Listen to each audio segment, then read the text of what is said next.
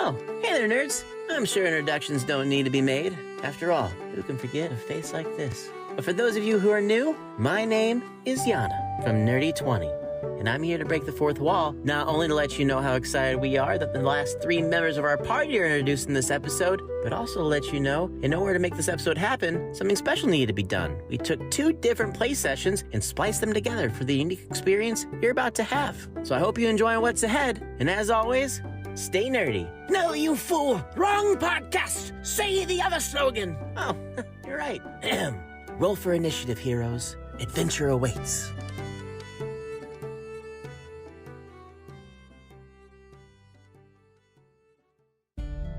Previously on Nerdy20.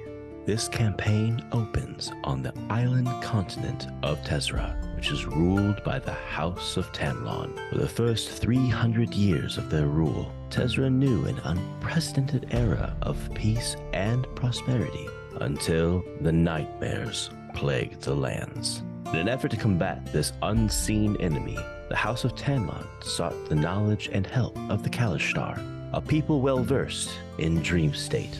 However, this was simply a ruse to place blame and achieve order during a chaotic time that had little answers. The actions of House Tanlon resulted in the banishment of the totality of the Kalishtar to the Waste, a decision which has caused some division in the realm. With factions starting to be formed and political tensions rising, we focus at this moment on the town of Lockwood during their All Hallows Inn festival, and with it, the introduction of the first 3 of our heroes. Nelician, the 335-year-old Shadarkai elf who hails from the forest of Forminos and was once a member of their guard. During the nightmares, some elves found themselves in a comatose state and couldn't wake up, resulting in disfigurement. The color and vibrancy of skin, hair, and eyes are all but gone, leaving them to look like walking ghosts. Nelician is here in Lockwood on its journey to find answers for his lost years, and if anything can be done for he and his afflicted kin.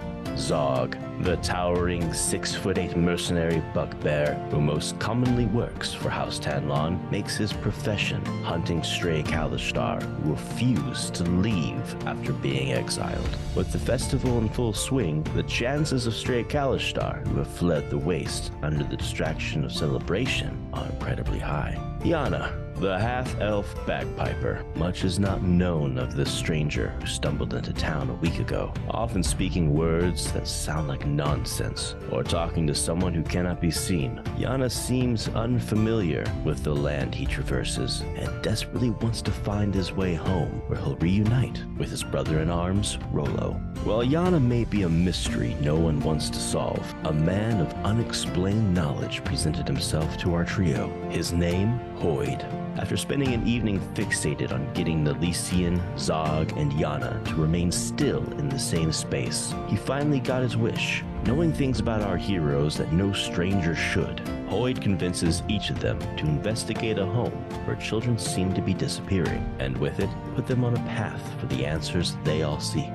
Has fate brought our 3 together, or is this the work of a mysterious marionette pulling the strings we cannot see? Roll for initiative, heroes. Adventure awaits.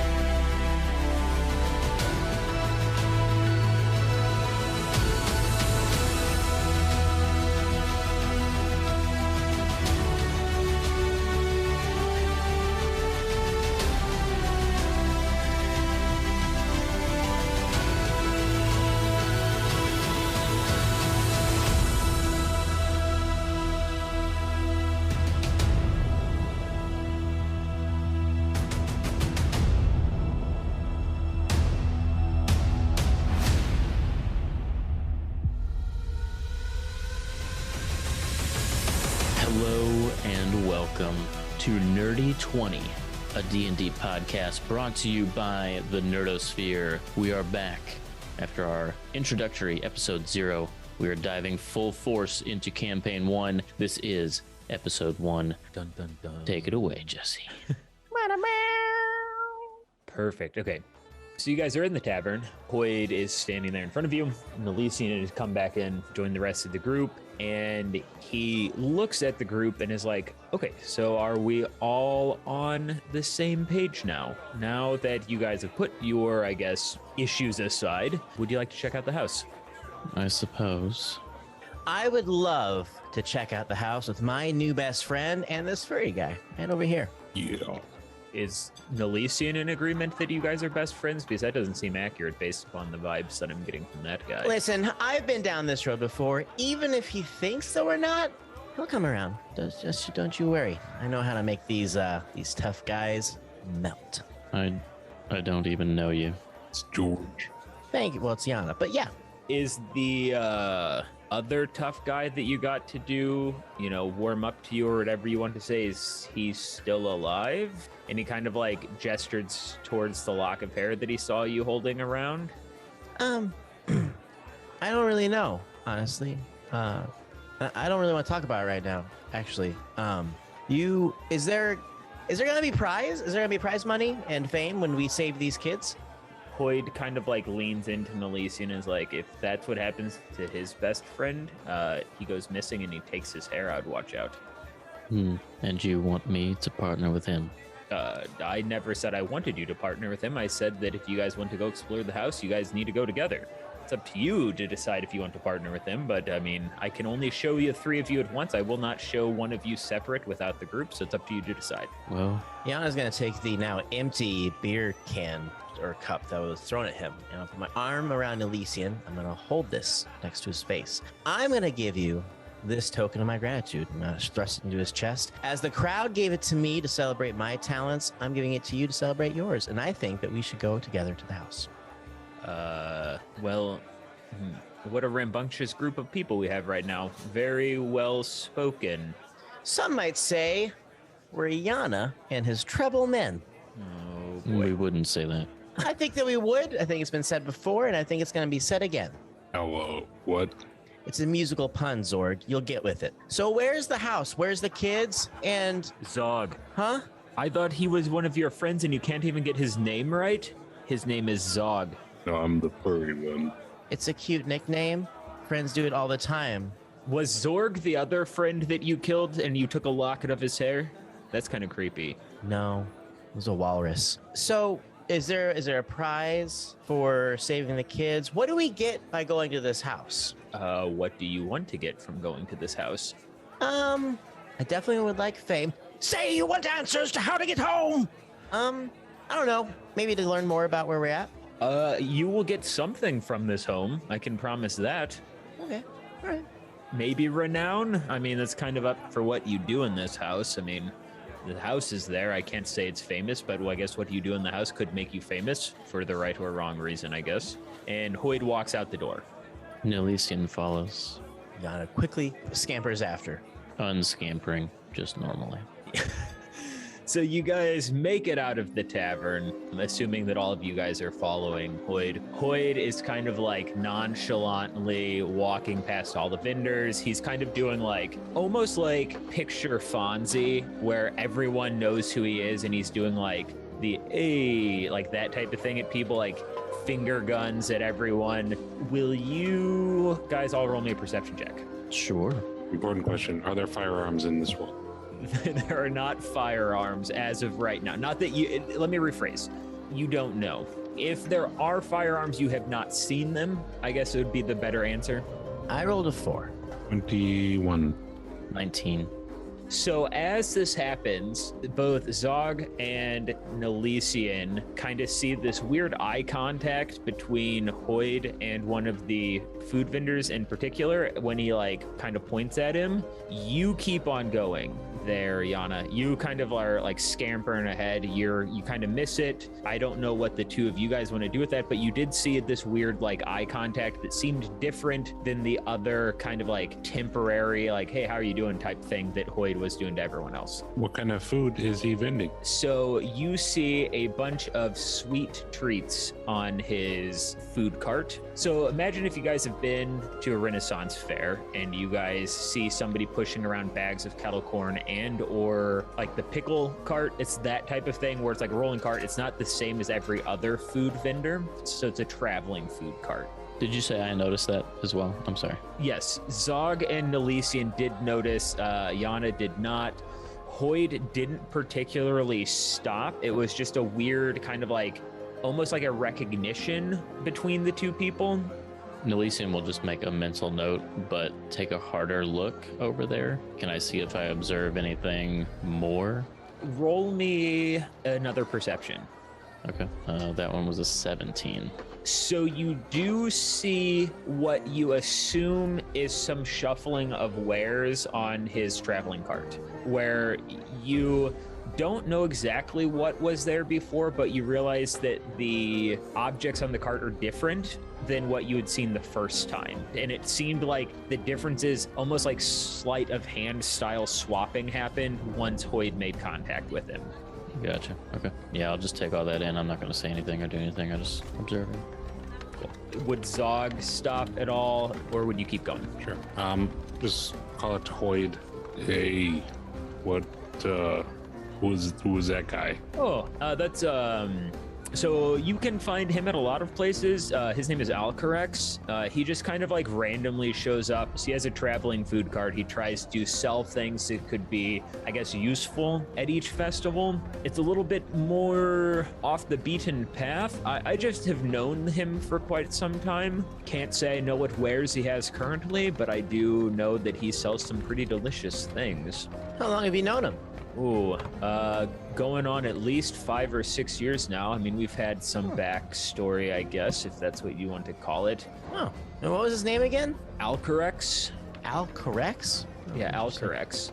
All right. He seems to not know who I am as often as I know who he is, but I think he would count me as a pretty witty guy overall. I think him and I have some fun. Do you change your appearance often? Maybe you're a man of many faces? Give me an insight check. 18. So you know that what you asked him, Hoyd, isn't giving you the full answer to, but you cannot pinpoint what he's kind of skirting around the answer with. And his answer is, no, I don't change my appearance much. He just knows me. He might know me as somebody else. Oh. People around here name me multiple things, so I don't know if he knows me as Hoyd or who he knows me as, but... Oh, like how sometimes I'm Yana the Great, and sometimes I'm Yana and his Treblemen, and sometimes I'm, oh, look, it's Yana. It seems like a schizophrenic problem and less of a who knows you as that, and Hoyd just keeps walking. Elysian whispers, agreed. You know, I know that we're going to be best friends, but it never gets easier being received the way that people like you receive me. Me? No, Elysian. Oh, well, I thought you guys were best friends. We are. So, how long of a walk is this? Well, we haven't been walking, and Hoyd kind of slaps the side of the traveling food cart. Roll me a perception check, all of you. Oh, gosh. Oh, I got a nat 20, so 21. 22. 3. So nat 20, 22, and a 23. Technically, it was 21 with my modifier, but I rolled a nat 20. We're going to start fighting, and I'm going to roll terrible. Watch. I know, right? Yeah, you guys have all rolled well up to this point. So you see Hoyd pocket something off the cart. All of you guys do. Oh, Hoyd, what'd you just grab? What did I just grab? Nelisian stops walking. Hoyd kind of holds up his hands, fans him a little bit, kind of like jazz hands. Like, I didn't grab anything. Yeah, you did.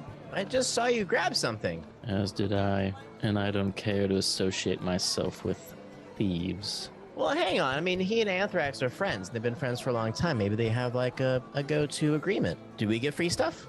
You can try if you would like to. If you guys assume I stole something, you guys can attempt to do the same. Why would I do that? Yana will spank the cart. You spank the cart and you see a pile of money jiggle on the end where Hoyd hit it. Can I roll insight to see if, like, Hoyd being trustworthy, he seems to be kind of, I don't know if shady's a word. Yeah, go ahead and roll me an insight. As a net 1 for 6. He seems trustworthy. Something to note is that Alcarex pushing the food cart has not batted an eye at any of this. So while you assume that Hoyd is the most trustworthy person on the face of the earth right now, everything is screaming that Alcarex doesn't have an issue with what Hoyd is doing currently. Wonderful. So with that information, Zog is going to reach into his pickle barrel and grab a pickle. Perfect. Alcarex, as Zog reaches in, gets ready to pull out kind of like a weed type switch thing to smack Zog's hand with, which Hoyd, behind his back, grabs the switch out of the air and flips a coin to Alcarex and is like, this one's on me. And at that point, Hoyd keeps walking. Hey, do you guys want a pickle? I would love a pickle. Thank you so much. All right, gonna go for a second pickle. Okay, you reach for a second pickle and the switch hits your hand. Hey, he said I could. He took something. Alcarex looks up and is like, Is this normal, witch? and Hoyd kind of like stumbles for a second but keeps walking and moves on. Okay, Elysian, he said a different name. We're going to a strange place with a stranger who is giving me sketchy vibes, and he's spanking carts, he's stealing stuff, and he has another name. This is the part where I normally cower behind you. That is the most sense you've made. okay, how much for 2 pickles? Alcarex looks up and is like, 2 pickles? Yeah. You already had one. Wit paid for the other. Well, how much? he kind of like looks around you at Hoyd walking off and is like, Just go ahead and take it. I feel like you're gonna need this one. It's on the house. But at that point, as soon as he says that, Alcarex takes his cart and pretty much does like a drift move and runs up the other aisle. You don't see him anymore. Okay. Can I have my pickle, please? Yeah, here. Oh, thank you. Hey, Wit, hang on. Hoyd keeps walking. Well, Wit, be amazed how annoying I can be. Wit! He keeps walking.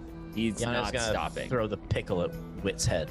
Okay. I mean, at this point, he's probably 30 or 40 feet away from you at this point. I can run and throw the pickle. I'll close that distance. Oh boy, okay. At this point, he's like bordering walking off the map currently. So you have quite a ways to go to catch up to him.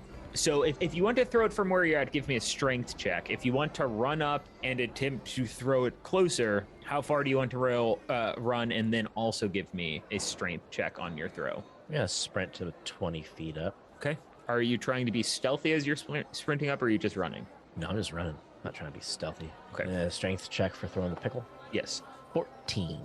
You run up, you throw the pickle, and you hit Hoyd smack dab in the back, in between his shoulder blades. I said Wit! Hoyd turns around and he's like, I don't know who you're talking about, but I'm Hoyd. You wasted a pretty good pickle. Are you wanting to join me at the house or not? Your friend of 5 years thinks to think that your name is Wit. I mean, you know that I spoke that people know me as many things. That doesn't make me any less than who I am currently, which is Hoyd. Okay. He knows a lot, that guy. He knew we would need that pickle. I'm gonna dust off the pickle. I wasn't never planning on wasting the pickle. I'm just trying to get your attention. Elysian, I think we can trust them. Come on. I mean, they're like 20 feet away. They gotta hurry up. I never stopped walking. Yeah, I was gonna say, Hoyd is well on his way towards the house. Are you guys all following? I think, no, the other two are. Elysian, are you still following? Yes. Let's just say about 5 to 10 minutes pass. You guys have kind of wandered the streets of Lockwood. A little bit of winding through the streets, nothing crazy, just a bunch of people out celebrating Hollow's End. You slowly start to approach a house that seems neglected. It doesn't seem as well upkept as all the other houses in the area that you guys have walked through. It's not that people are avoiding the house, it just doesn't look like anybody has lived there for quite some time. I need a perception check from all of you guys one more time. There it is. A 10. 9. 18. So Zog, you hear a couple of voices. You can't really pinpoint where. They do sound a little bit younger, and all you're gathering from them is a couple of voices. From the couple of voices that you're hearing a couple of them kind of mumble about hoping that this group's a little bit different than the other and that they brought what they needed. You guys hear that? Hoyd kind of turns around and is like, heard what? It sounded like some kids. They're talking about hoping this group is different than the last one. That's weird. There's a lot of kids around here. I mean, it's not unusual for them to talk about people, but I also hope that you have what you need. I mean, I didn't say that. You did hear them. There's stuff you're not telling us. I'm so tantalized right now. Nelisian smirks. That was so smooth, Zog. Pats him on the back. No problem. I'll pat him on the shoulder, and my hand is still covered with, like, pickle brine. This is the only lavender robe I have. well, I mean, I guess you could say I heard them. I wouldn't say that it changes the fact that I still hope that you guys have what you need. And here we are. And he kind of points to a neglected doorway. He's like, will you go in? And he pushes the door handle down. The door swings open, and you're looking into blackness. Can't really tell what's in there. Definitely no lights lit in there. What if I have 60 feet of dark vision? It doesn't seem like that helps this. It's almost like your vision is hitting something dark and glossy. It's not the normal darkness you're used to.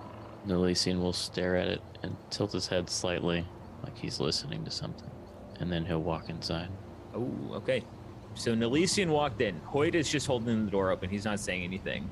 He's like, I like that guy. Doesn't question things. Doesn't question me. And he kind of looks at Yana at that point and is like, you should learn from him.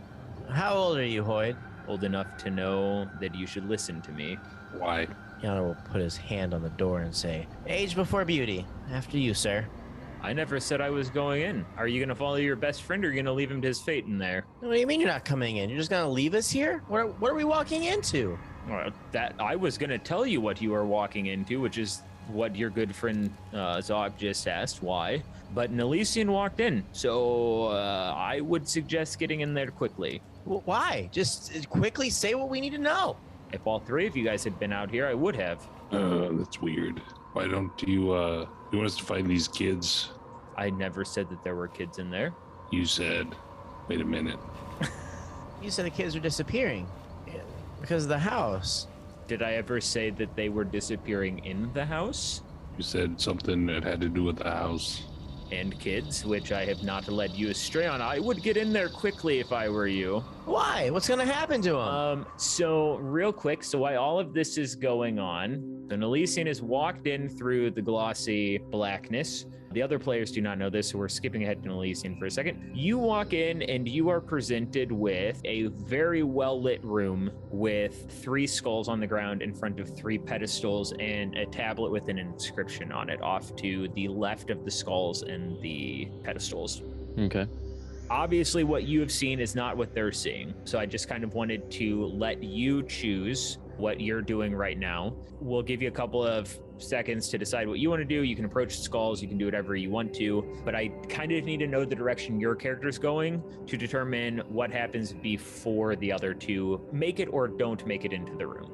Nothing else of note around the room? No stairs, no other doors? Roll me a perception check real quick. It kind of depends on where your character is. 15. You see what you think is a door kind of off to the side on the left as you're looking at the room, but it's kind of like wrapped around a slight bend. So you don't know if it's the edge of a door that you're seeing, but it's kind of like matches the same framework that you saw outside of the house. Okay. I probably would try to read the tablet. Okay. And then go check on the door, depending, I guess, what's on the tablet. So you walk over and this is what you see on the tablet. So while you're reading through that, we hop back outside the house. Hoyt is still standing there with the door open. His hand is on the handle, kind of guiding you guys in. And he's like, again, double down on what I said. I did say that there is a house and that there are missing children, and I may have implied that the missing children are tied to the house, but I never said that the missing children are in the house. That's true. I would be worried about your friend, though. If Okay. he is your best friend, I would be a little bit worried that he's in there by himself. We'll go in there, but you need to start telling us what's going on. What if he's dead? What if we're walking in there and someone's gonna cut our heads off?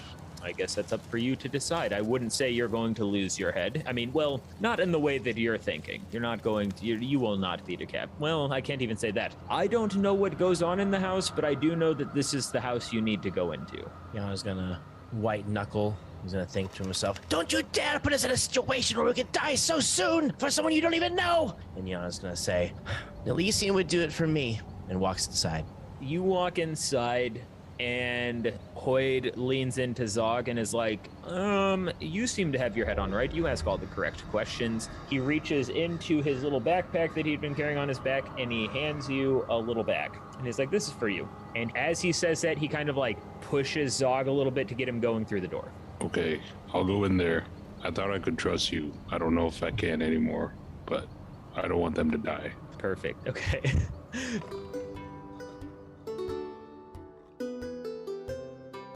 So I wanted to give you guys, I know some of you guys have talked about your characters to each other, but I want to give you guys the opportunity now to tell me a little bit about your characters, describe your characters in more detail. Like, you can give me glimpses of your backstory if you want. Don't share anything you don't want to, but I would love to at least know your appearance, kind of a little bit about your character's personality, and all that type of stuff. So I don't care who goes first. I will go. My character's name is Cal Shazar. He is a human. He was previously a farmer, become sage. He is very tall. He is about 6'5" maybe. He wears a lot of robes, but you can't tell underneath his robes he is Jack from working on the farms all day. So he keeps to himself, but he is actually very soft on the inside. He comes from a previous life where he was a farmer. He had a young daughter and a wife, and he had lost them both to an accident, something to do with magic. His face shows a scar over his eye. He usually remains fairly squinty. He's typically maybe smiling or just looking at things most of the time. He's got big bushy eyebrows and a big bushy mustache, so it's hard to tell his expression. But aside from that, he is a very hardworking man, though he is very gentle. He cries very easily to beautiful sights, so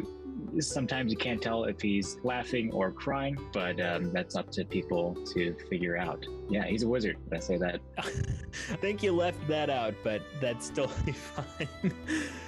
Oh, yeah. I had known that, so I don't think I realized you'd left it out until you said that, where I was like, oh yeah, I don't think you mentioned that he was a wizard yet. Yeah, just in case. Yeah, just in case it comes up. Yeah, if that's important here, my guy's a wizard. Nice, okay, cool. Michelle, you can go. My character's name is Dusk, and I'm actually a twin, and my twin, her name is Dawn, and she is the most beautiful, most perfect thing in the whole entire world. I am a rogue, and I, grew up with my sister, and we actually do not know who our parents are. I feel like I'm giving a lot of our backstory away, and I want to be able for Dawn to speak too, because I think what she has to say is very important. Okay, so I am Dawn, and I think it is worth noting that we are both tieflings and that we are very cute and pretty small, and we have magenta skin, we have yellow eyes, and then we both have beautiful long dark magenta hair, but mine is in a high ponytail, and mine is in 2 braids. Yes. And I've always described it to people when they ask what the difference is between me and my sister, because sometimes it can be a little hard to tell. I am very people, like street smart. And Dusk, how would you describe yourself? I'm still a little extroverted too, but I'm probably going to be a little bit more blunt. And if you do something that I don't like, I'm probably going to call it out, especially if you hurt my sister. Oh my God. And it's the exact same for me. And it's also worth noting that she is so smart. She's like the smartest person that I know. Like, I'm pretty good on the streets, but she is very good with the books. She is very, very intelligent. I'm pretty outgoing and friendly, and I kind of believe in the best of people. Sometimes I have to reel her back, because sometimes she exposes too much about us, and then I just have to make sure that we're safe, She's just a little paranoid from time to time, but she does really good protecting us. And I am a Twilight cleric, and I actually have an entertainer background because, I like to play music. I'm actually pretty good at entertaining people. And so I am very proficient in the lyre, and I also like to sing very much. And so I like to make lots of friends with my lyre. And also over drinks, always over drinks. Yes, I really like drinks too. I can actually keep up with Dawn in a drinking contest, actually. I'll have to show you. True. But I am actually a charlatan. So what me and Dawn used to do, or still do, is Dawn will distract, and I'm really good at picking pockets because, I'm a rogue. So I will go and, steal all the things that we want, anything that we need. Like, I can do that. Dawn is very good at distracting. But just a few things you probably need to know about me. I kind of have a little bit of a short temper sometimes, and I sleepwalk. So just keep an eye out for that. And that is me. Oh my gosh, I almost forgot to tell you about the most important part of our life. We have a half-orc mama, and her name is Bunny. Bunny is the best, and she cooks so good. She taught me everything I know. I love to cook just like Bunny. She does love to cook. I like it. Perfect. Oh, did we mention that we grew up in a circus? Oh, yes. Explains the drinking. Oh, but if you call us circus people, that is actually very offensive. Yeah, please don't do that.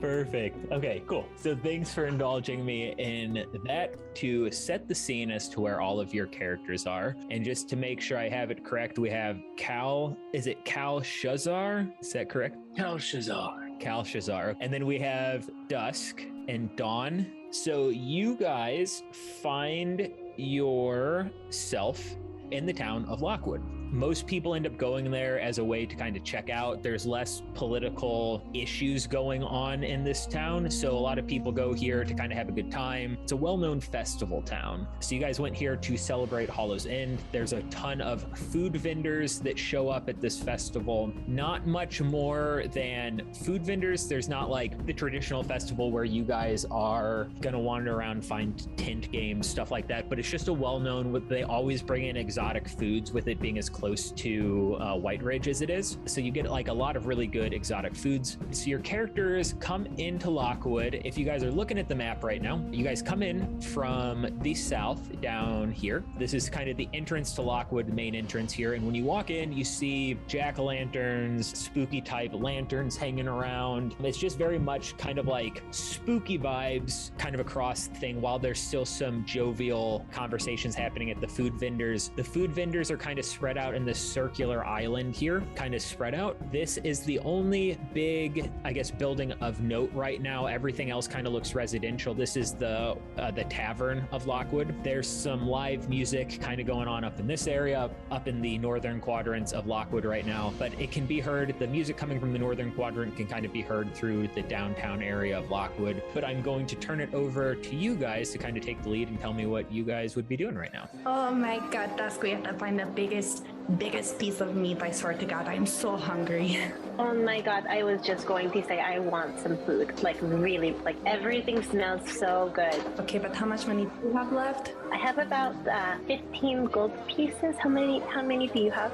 It's the exact same amount as I have. Okay, Oh, but perfect. I am thinking that this is a good time to be frugal. And so maybe, I don't know, maybe, what do you think? Should we just buy it and be nice this time? Or should we maybe try to put on a little show for the festival? And then, somebody has a little sneaky hands, Maybe we can just I don't know, maybe we can find somebody who kind of looks our age, maybe like a boy, and maybe just ask if he can just give us some food.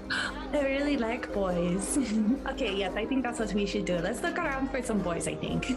Okay, let's do that. We're gonna look around for boys working at any food stands. Okay, go ahead and each of you roll me a perception check. 15. Oh my god, I'm just so hungry. I can't really focus right now. I only got the 9. Okay. Oh no, it's okay. I'll keep a look at. Oh god, look at that chicken leg over there. So as you're looking around in your immediate vicinity, You don't see anyone around your age. You do see, so Dawn specifically doesn't see anything in particular, but you kind of get a sense based on the crowds there, Dusk, that more your crowd is kind of hanging around this side of the food area. So you'd feel like you're more likely to find something on the right side heading towards the tavern. Over here, you just see a bunch of food vendors and they kind of look like grandma and grandpa. It's kind of the best way to describe them. It's a little bit older on this side. It's more rowdy on the right side. So you think that's kind of the more lively bunch. Okay, I'm gonna grab Dawn's hand. Okay, I think that we should go this way because it sounds like more things are happening over there, and maybe we can find somebody that's closer to our age who is working a vendor and like vendor stand, and we could just ask them for food. I think that sounds good because if I don't eat something soon, I get angry. I know you do. It's okay. We're gonna get you some food. Okay, thank God. So as you guys round the corner, the scene you see in front of you is a bunch of, kind of looks like the party town or like a party street that you'd see in like a college area, where it's definitely more rowdy over here, a younger crowd. Less people are dressed up, but it's not because they're not as lively as the other group. It's just kind of that middling age where you felt like you kind of had some parents walking around with their kids in the quieter part over here on the left. On the right-hand side, it's kind of the more lively group of people hanging outside of the tavern.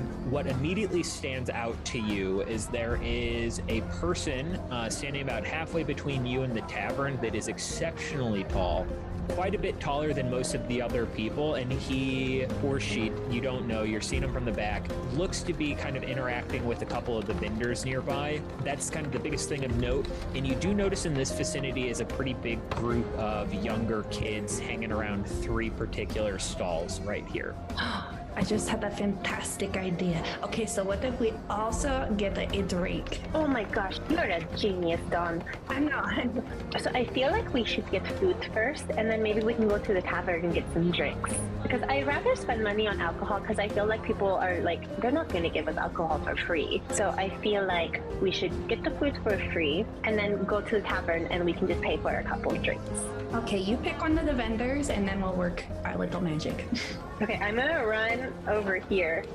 So you guys run over there. Alex, what is Cal doing right now? Meanwhile, Cal's just trucking through the event here. He just loves to see all the people having fun. Though he's really interested to see some of the fall harvest crops, if there are any around. Yeah, are there any stalls with perhaps several crops, large pumpkins or gourds? Yeah, so what you see right in front of you here is the first 3 stalls. So kind of where Dusk is standing, the stall off to the left of where Dusk is standing is it's kind of like a traditional fair food where it's a lot of fried goods like turkey legs, that type of thing. Next to that is a seafood vendor. So fresh sushi, kind of some fresh prepared fish. And then down below that is a vegetarian stall. While they don't have any particular, say, full crops on display, you do believe that it was local goods that would have been brought into here, where it's kind of from the farming community of Lockwood. So if you're looking for something more fresh and lively, you're probably looking at either the vegetarian booth and or the seafood booth. Outside of that, I need all 3 of you guys to roll me one more perception check. A natural 20. Oh, okay. 7. 1. So Cal turns around and is not aware of this happening. Dawn would be aware. Dusk would only be aware if Dawn makes her aware that there is some sickly sweet wafting of smells coming from a booth vendor in particular up here that has a younger group of people around it mixed with some kids. So you kind of feel like this is maybe a treat vendor up here, some like pastries, some candies maybe. That's the only real note of like smell that you get. Outside of that, it's just kind of all traditional. So those are kind of the stalls right around you. But the only person that knows of like the treat stall would be you, Dawn.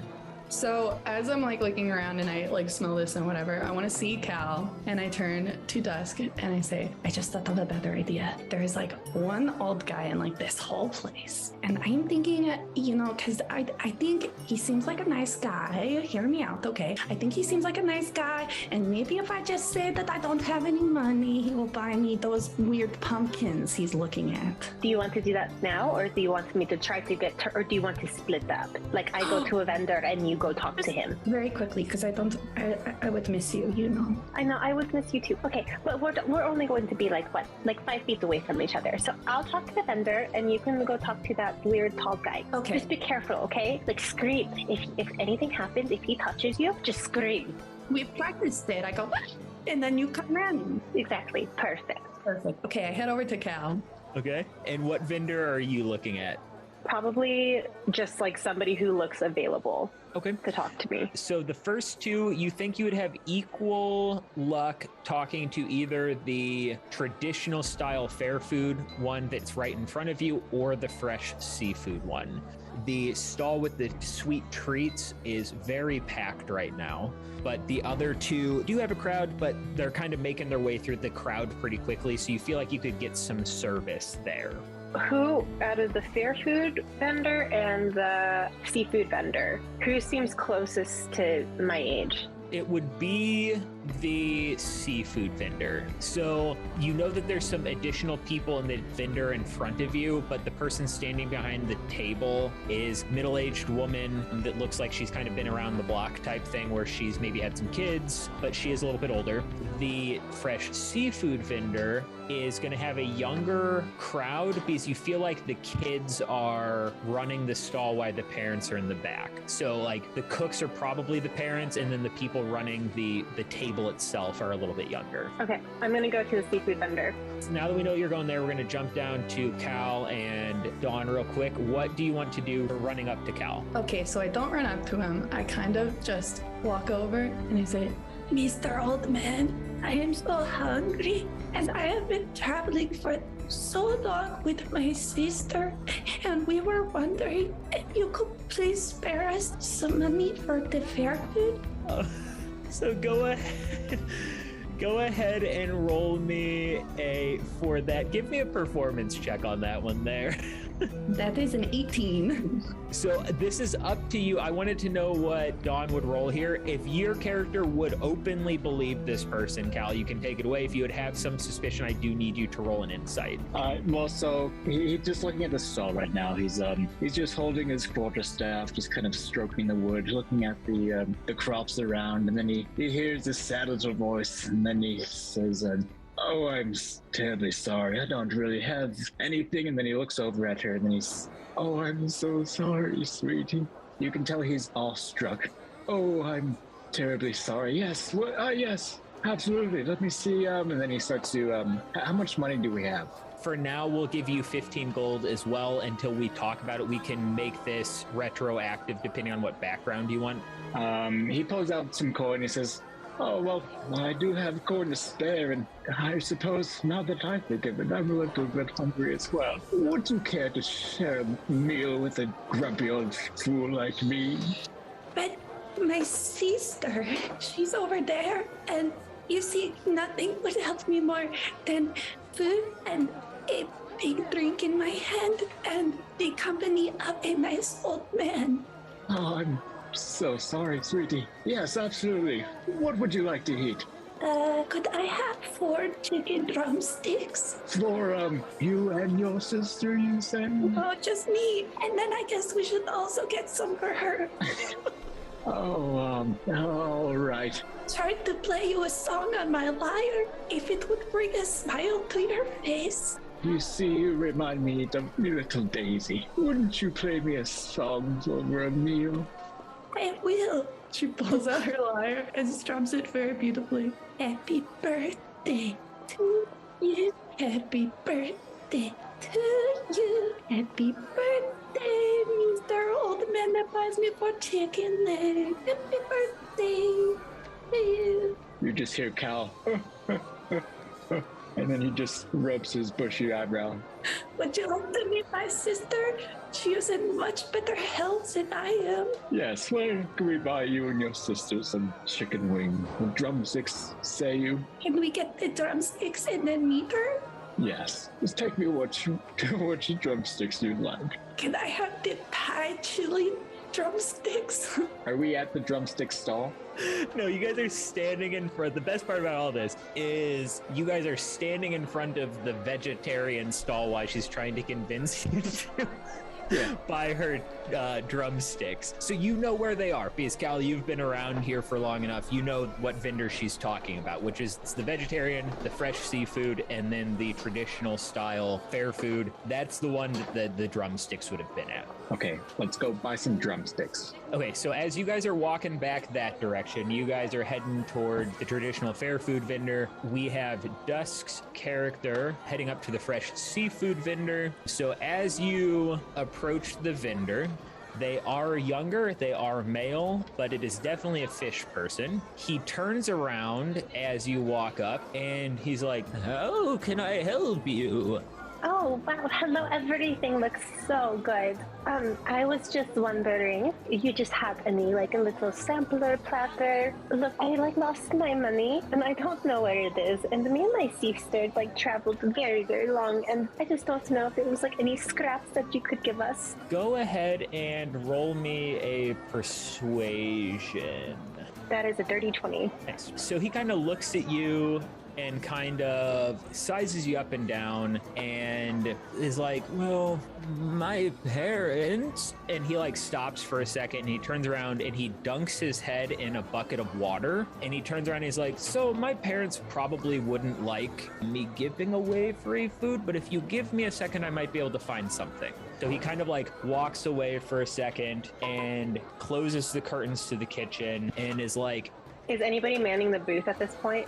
No, it is just him. Is there something, a basket full of something that if it looks like somebody took something from it, it would be not noticeable at first? Yeah, so there is a basket of freshly prepared, but in the equivalent of whatever saran wrap would be back in the day, of picture I am drawing a blank on what they're called, that we get from Ohana, that is the rice with a meat patty on top of it. There's that sitting. Yes, there you go. That's it. So there is a basket of those that have been prepared and they're kind of sitting off to the side. So in perspective of the booth, so you're looking at the vendor, that basket is sitting off to the left-hand side. There's the fresh fish in front of you spread out. There's enough spacing on the table in front of you that you'd be led to believe if you attempted to take something off the table that wasn't in the basket, it would be missed. There's not enough on the actual table itself that he wouldn't notice gone missing, but the basket you would be led to believe you could probably take something from if you wanted to. I'm going to try to take 2 Musibis from basket. Okay,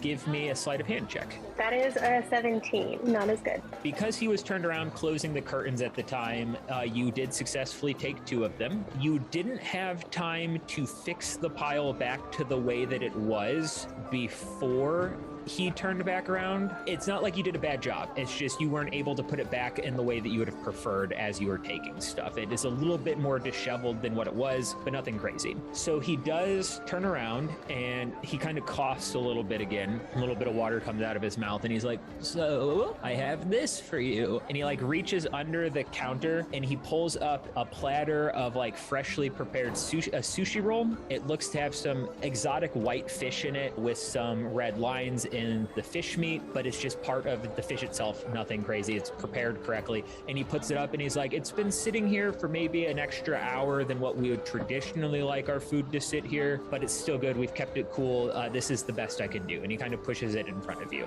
Oh my goodness, this is so perfect. You have no idea. My sister loves fish and she's going to be so happy. You're going to make her so happy. I just hope you know that you did a very good thing today. And I'm going to take the fish.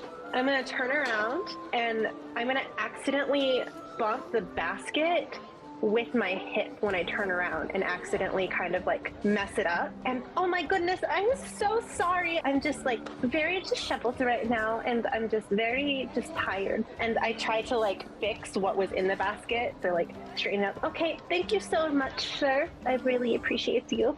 And then I'm going to go and find Dawn. Something you do notice as you turn around and kind of are walking away from that vendor, you notice a pretty large bugbear approaching the vendor that you're just now leaving.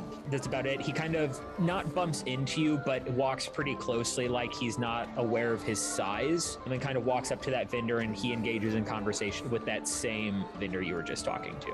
I'm going to pet his arm as I walk past him. Cool. He kind of shrugs at you and And you notice that as he shrugs at you, you notice him pull out a little piece of bark and kind of like squints a little bit while holding the bark kind of in your general direction, and he shakes his head and he puts it back into his pocket. Doesn't really make much sense to you. You're not used to seeing this. But it is something that he does as you walk away. So we are back over to the traditional fair food vendor, and I am guessing Cal is over here who's going to order, correct? Yes. Okay, so you approach the vendor. It's kind of like like I said, traditional, almost like imagine what you'd see at like a Ren Fair style setup. So you have turkey legs, you have drumsticks, you have some mead here, but very far and few between. They're kind of directing people that want to drink into the tavern, and that is all you see. There's a little space clearing out in front of you. You don't feel like you would have an issue getting it to that space, Cal, because of your size. Dawn would have a little bit of a hard time pushing through the crowd if it wasn't for you. So if you're wanting to kind of lead her up to the vendor, she'd have to take your lead there because there just isn't space without kind of pushing her way through. But you do see an opening. Yeah, I slowly walk in the opening.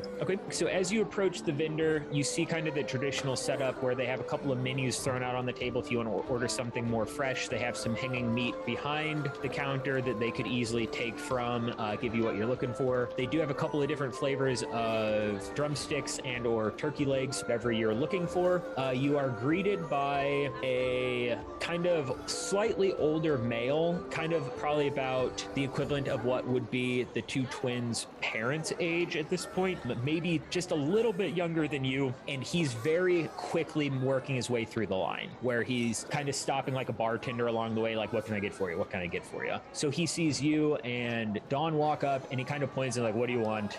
What was it that you'd like, sweetie? 4 drumsticks for me, and if we can do 4 drumsticks for my sister, and then however many you want.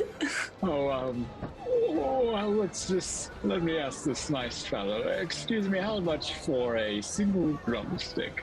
Did you not read the menu? And he points at the menu and walks off to help somebody else while you're... Wait, I want to grab him as he goes. I want to grab him and say, did you not listen to the nice man? Wait, did you grab the vendor as he was walking away, or did you grab Cal? No, I grabbed the vendor. Okay.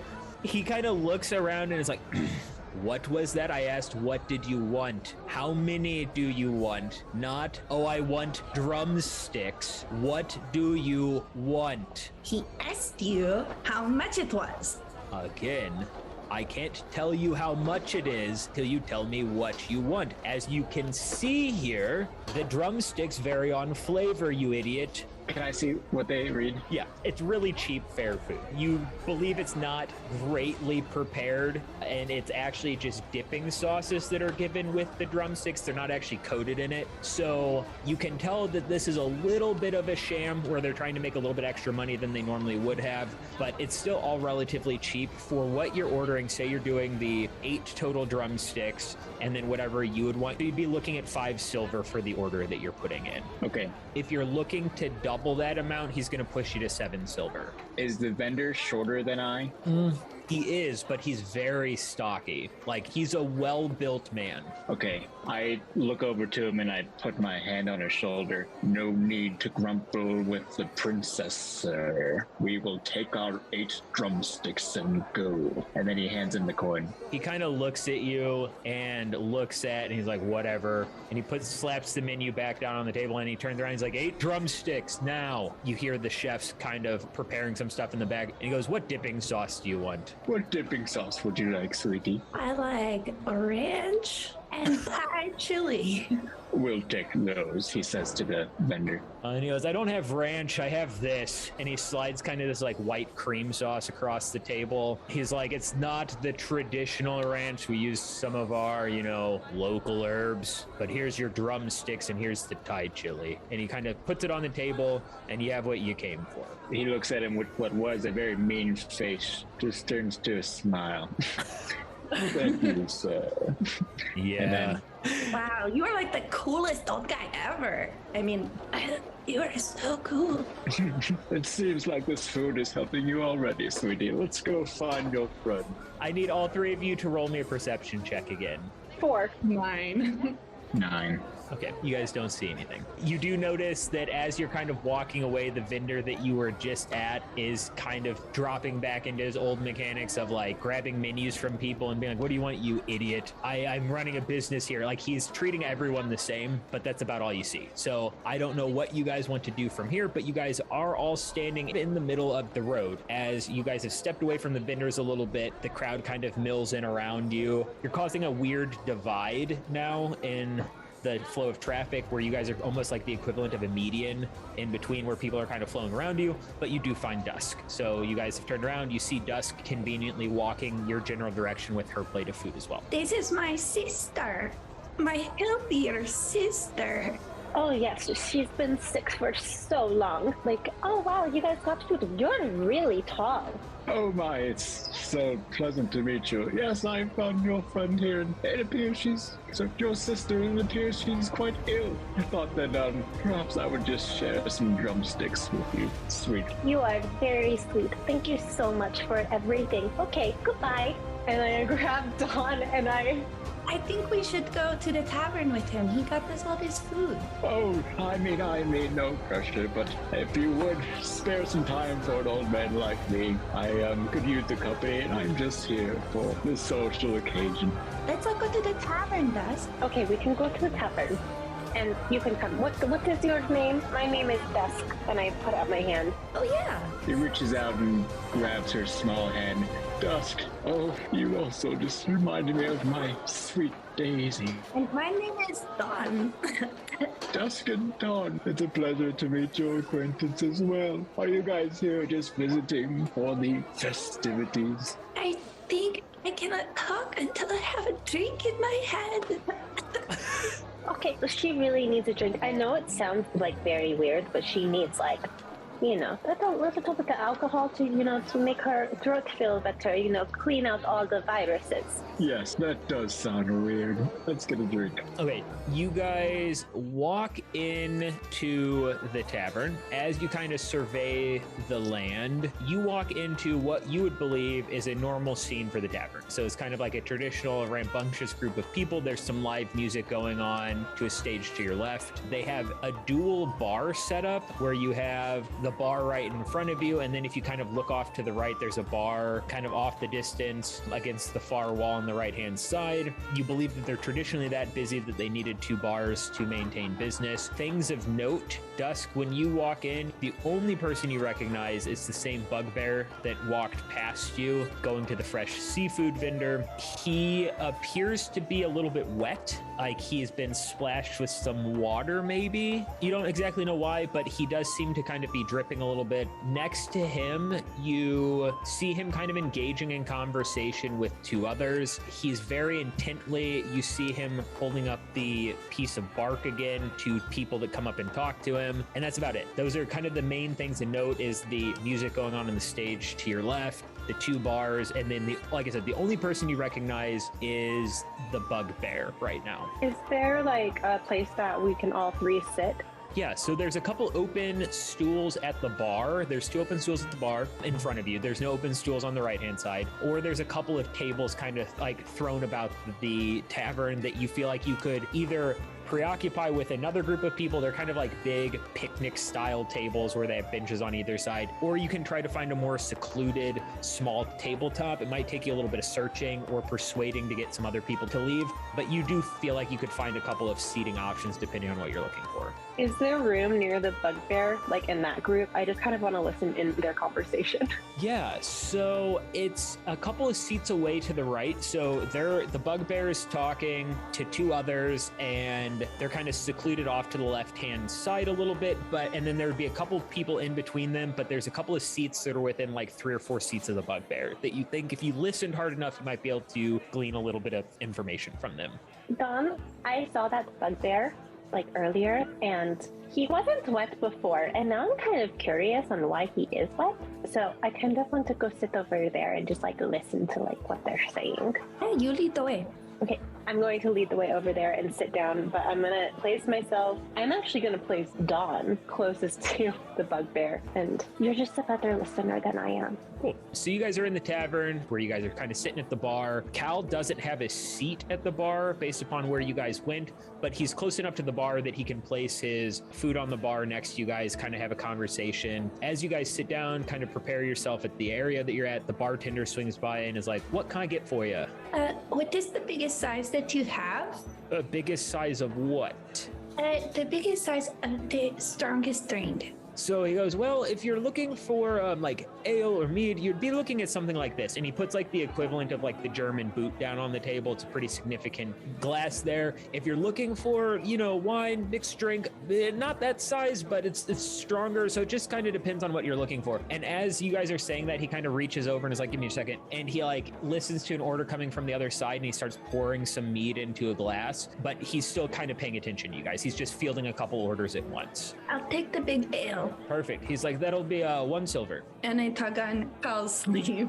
He's like looking off in the distance. He's like, oh, yes. And then he reaches in his bag.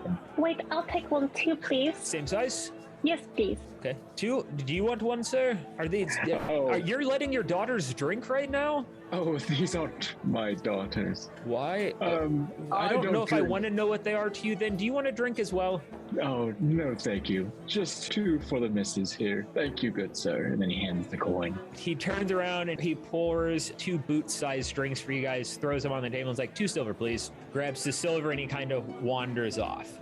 So you're kind of left to either have conversation on your own now, or if you guys are purposely attempting to listen to the bugbear's conversation, I would need you guys to roll me a perception check. Okay, so I want to stuff 2 of the chicken legs in my mouth and like gnaw on them like an animal. And then at the same time, try to listen. Cal is just watching Dawn strangely, but also just eating his own drumstick and just kind of smiling at her rambunctiousness. Perfect. So as that's going on, so you're attempting to listen, right, Dawn? Yeah. Are you also listening, Dusk? Yes, I would like to be listening, but I'm not going to gnaw on my bones yet because I want to be able to hear, and I'm just like picking with my hands. Go ahead and give me a perception check, both of you that are listening. Nat 20. Not a nat 20. 4. Perfect. Are you attempting to listen as well, Cal, or are you just enjoying the company? Yeah, enjoying the company. He doesn't think about the bugbear. Okay, so what you hear, Dawn, is you hear the bugbear talking to somebody that has a musical instrument on their back that is slowly joined by a second person that also has a musical instrument on their back. And the bugbear is addressing the other 2 people at the bar. And what you notice is as the bugbear is talking, kind of animating, you hear a little bit of... Is that a wig? What? No, it's a lock of hair. Okay, well, no, on your head. I know it's Hollow's End. Is that your real hair? Yeah, why? Okay, put these on, Kalishtar. What? Why? You can't fool me. What? Okay. Hair whiter than birch bark. Yep. Yeah, you're Kalishtar. What? Why? What is going on? Who are you? Zog. Zog? What? Why did you handcuff me? You're Kalishtar. No, I'm not. Get these off of me right now. And then he kind of turns, and as he turns, you notice that the first guy with the instrument on his back, his right hand is shackled to the bugbear. The prisoner seems completely carefree about being shackled to this bugbear. And as this is happening, you guys observe a 4th person now walking up to this group, and you don't really hear what he says. He's kind of talking to the bugbear and the person attached to him. And then this other person is kind of talking to all 3 of them. He's kind of pointing to a piece of paper, talking about a couple of things. And at that point, the last person that just walked up walks out of the bar again, walks out of the tavern. And that's kind of where the conversation ends that you guys can hear. It kind of gets a little bit more rambunctious. It kind of gets lost in the mood of the tavern. Okay, out of character, Molly, do you think we've met Kalishtar on the road? Because we're traveling circus, so I feel like we've encountered them. Is that okay? Like, what do you think, Jesse? I think so, yeah. So I would actually argue with your age that you guys would not have seen a Kalishtar unless they made themselves known to you at the circus. We can play into your backstory, but for the sake of this, we're going to assume you have not met a Kalish Star yet, because you guys are too young to have had them around you consistently, and they've become more and more scarce. The only person here at the tavern of your group that would recognize a Kalish Star would be Cal. He's the only one that would have knowledge of it because he's in a more rural area working on farms that you would be led to believe he probably would have seen a stray Kalish Star from time to time. But since you guys are circus performers, you guys are in the bigger cities, so it's less likely that you would have seen Kalish Star. Okay, then maybe I can say it a different way. Do I hear them talking about this? Well, Yes, yeah. You're standing close enough that you're observing this conversation. You don't know the frame of reference since you weren't trying to pay attention to the bugbear. You just hear the conversation happening in front of you that they're discussing Kalish Star. Gotcha. Apparently he's hooked up to a Kalish Star. I've never even seen one. Yeah, I've never even met one. That seems kind of sad. He's shackled to him. Cal overhears this, still finishing his drumsticks. He's still just with a smile on his face, and then he slowly turns around, and then a big frown overcomes his face, and then he says, "That's no Kalish Star." Do you know him? I know a Kalish Star when I see one, and that is not it. Well, how do you know? Oh, yeah, how do you know? How do you, determine, if they're a Kalish Star or not? When you've been around as long as I have, then I've seen plenty before, and I've seen what the Tanlon have done to them as well. When you see one being taken in, it's a sight to behold, so I've seen my fair share of Kalish Star, and that is not it. Isn't that weird, though, still? I wouldn't want to be chained up to a big bugbear. Yeah, me neither. That is true. Very perceptive. So as you guys are having this conversation, you notice that with the departure of the fourth person that walked up to the table, the bugbear and the person shackled to them are kind of confused as to what to do next. The person talking to them is very clearly wanting them to do something in particular, and they seem a little bit hesitant about it. And all of the sudden, out of nowhere, the bugbear and the person shackled to them turn to have a conversation together. The person behind them vanishes for a half a second and then pops right back to their place. It happens so quickly, you're not sure if what you thought you saw was accurate. It taps one of them on the shoulder again and starts engaging in conversation. And at the same time, the guy that just left the tavern is slowly walking back in. We all see this? Yes. I think we should go talk to them. That's really weird. I'm just curious. Do you guys want to go talk to them? I want to go talk to them. I don't know. You all saw that, right? That blinking man? Oh, no, I know magic. That was magic. You know magic? I do. I don't like to just throw magic around, no, you but see. we really want to see. You know what I can do? Watch this. And I cast Thaumaturgy, and I turn off all the lights. No. And then I turn them back on again. That's quite some power you have there. I'm very careful with magic. It is a dangerous tool, ma'am, and you should be very careful when you decide to use it, you know? You should see Dawn's magic, because Dawn is very, very good at magic. She's very powerful. Stop it. I don't know if he actually knows magic. I know. I already showed him our magic. Oh, all right. I can do this, and I summon Sacred Flame. Look at it. It's so pretty. Oh, please put that away. I try to close your hand. Do you not like it? You girls should really be more careful with where you decide to use your magic. I don't think he knows magic. I don't think he knows magic either. Oh, I know magic. And then he casts minor illusion to make a little daisy appear in his hand and just have it float. Oh. And then he just stares at it. Oh, I didn't always know magic, but I've learned quite a few tricks in my day.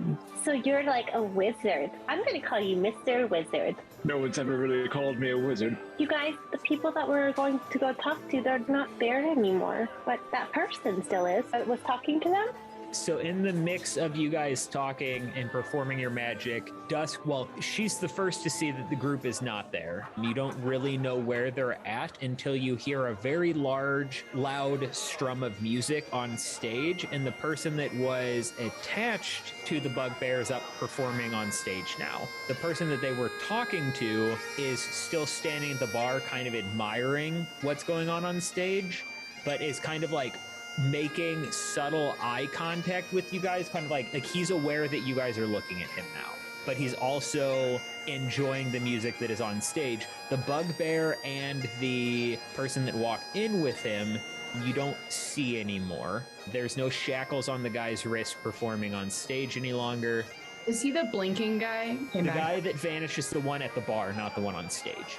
And he's looking over at us? He was looking at the stage, but you can tell he is very aware that you guys are all looking at him. You guys aren't being subtle enough that it's being hidden from him. He's not really making eye contact with you per se, but he's keeping an eye on you out of his peripherals. Speaking of being careful with your magic, why is this man using his magic? Dusk, will you please come with me? I want to walk over to the man. The guy at the bar? Yeah. And say, Excuse me, we just think you're so cute. We just can't stop looking over at you. You're the most handsome man in the room. You really are. Both of you roll me a persuasion on this one. That's a nat 20 for me, making a total of 27. 11. So he looks at Dusk and gives her a wink and looks back at Dawn and is like, the most handsome, you say. I feel like I've heard that countless times. I don't know how truthful you guys are being, but I will take the compliment regardless. Yeah, I was just nervous because really it is my sister that thinks you're so handsome. Oh my god, stop, don't say that. And this is our guardian. He's just a little concerned because he's very protective of my sister. And he's the one that you said thinks I'm handsome? I don't know if I call that a compliment. No, he's just a little concerned for my sister. He's very protective. Oh. Yeah, he's with us, but he's just been watching over at us. He's just standing there, big, heavy brow, and kind of like raising one up, also looking at Dusk and Dawn, kind of confused at their approach to the situation. So as you guys are talking, the person on stage has now progressed to, you feel like maybe they've had a little bit too much to drink and their music is dropping off just a little bit, to the point where some people are getting a little restless in the crowd. Well, that's 7.5 silver I didn't have before. I am so happy that I, George the Magnificent, could bless your ear holes tonight with the warm, welcoming tones of my bagpipes. I want to thank you all for your time, and I will gladly come again anytime you would like. And the person leaves the stage and kind of makes eye contact with the person at the bar, waves a little bit and runs out of the tavern, to which point the person that you guys are talking to turns around and is like, well, since you guys have sparked up the conversation, I might as well talk to you. Apparently I'm meeting groups of 3 tonight. I will talk about the same thing I talked about with those people. My name is Hoyd, and he extends his hand to shake all 3 of yours. He doesn't really take the time to actually shake your hands. He just like quickly moves it in front of each of you, like he's actually shaking his hand, and then kind of puts it away, and he's like, so I have a proposition for you. Same proposition as those fine folks that just left. You guys are familiar with Hollow's End, I guess, in the tradition of, like trick-or-treating, that type of thing. Is that something that you guys are aware of where you guys are from? Oh yes, I love trick-or-treating. Oh yes. You guys are much more forthcoming than this other group. So trick-or-treating. So there is a house here in Locke. Wait, what was that other group? Like, who were they? Who's that, like, a big guy? And why was he wet? Have you seen the food vendors out front? Oh yes, they're lovely people. So I take it you've met the fish vendor then, right? Well, some people are a little bit too dense to realize that the tank that the fish vendor pokes his head into is there for the sake of being able to breathe. Let's just say the bugbear treated it as a wash basin, and that did not go very well for him. Do you know what was up with that piece of bark? I think it's his misconception of tracking down Kalish Star. For some reason, he seems to believe that holding this piece of bark, and he like pulls the same piece of bark out of his pocket. He seems to think that this is an indication for Kalish Star, so he uses this to try to decide who he's going to hunt. He clearly hasn't met mini Kalish Star, or he would realize that this is a flawed perception, but I let him get away with it. I don't. Where'd you get that piece of bark? Why do you have one? And as you ask that, he kind of fans his hand and he's like, I don't know what piece of bark you're talking about. You are a wizard too. You could say that. I'm well versed in magic. And he's like, are you talking about this piece of bark? And he holds it back out and he goes, I just asked him if he had a spare one. I kind of wanted to test it out myself and see how accurate it was. in my days of wandering Tezra, I cannot say that this has ever passed the test, but I will gladly keep it for future reference. We never know when this will come in handy, and he puts the piece of bark back in his pocket. But anyways, back to my proposition. He's like, you guys know trick-or-treating. There is a house in this town where a couple of trick-or-treaters over the years have maybe gone missing. And I was wondering if you guys wanted to check out and maybe earn a couple bucks, see what's going on. Are you like the authority, or what are you? I am well known, but I am not the authority. I just know things. I am known as many things. Authority is not one of them. But like I said, you can call me Hoyd. What does Hoyd look like? Hoyd looks like... I want to roll insight on him too. Go ahead and roll me an insight while I am pulling up the character description. How do you spell his name? Hoid. And what was your insight roll there, Molly? And what were you trying to glean from this insight roll? So my roll was a 15, and I'm just trying to see if he seems shifty or like he's hiding something or just is generally kind of a shady character. So you don't get the impression that he is shady. You get the impression that he's not used to readily giving out information about himself. He's kind of a reserved person that likes to, you kind of get the sense that he's not going to tell you more than he feels is necessary, but it's not from a shady perspective. He's kind of guarded on what he's saying, but you don't get any shady vibes from him. It's just, you can tell he's kind of protective of what information he's giving out. Okay.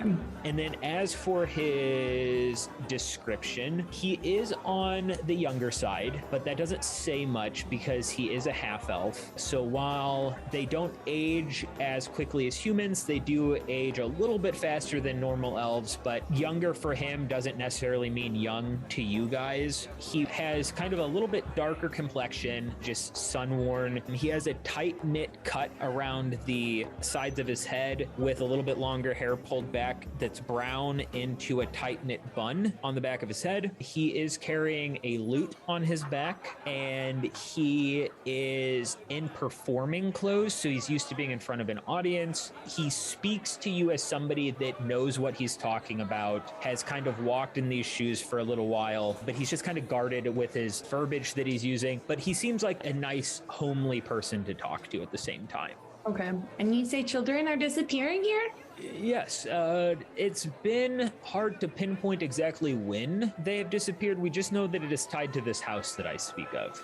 And is it dangerous over there? Is it a bad crime in that area? Not particularly. I mean, Lockwood is a pretty respectable town. It's hard to say if that's a rougher area than anywhere else, but I wouldn't say that crime is a normal happenstance in the town of Lockwood. So it is a little bit odd that they have gone missing. We'll just leave it at that. I don't really have the ability to go into said house at the moment, so I can't check it out myself. But I have been told that this is the lead that we have. So I've been kind of trying to point adventurers that look like they're up for a small task towards the house. How much are you willing to pay? Let's just say I'm not paying anything out of pocket, but I think the rewards you'd get on the inside are well worth your time. What does the inside mean? The inside of the house. Oh. Is it abandoned? Again, I can't go in, but I can say that people that come out of the house do appear to be better off than when they went in. Cal, we have to go. Hold on. We are definitely going. Well, there's something else. Excuse me.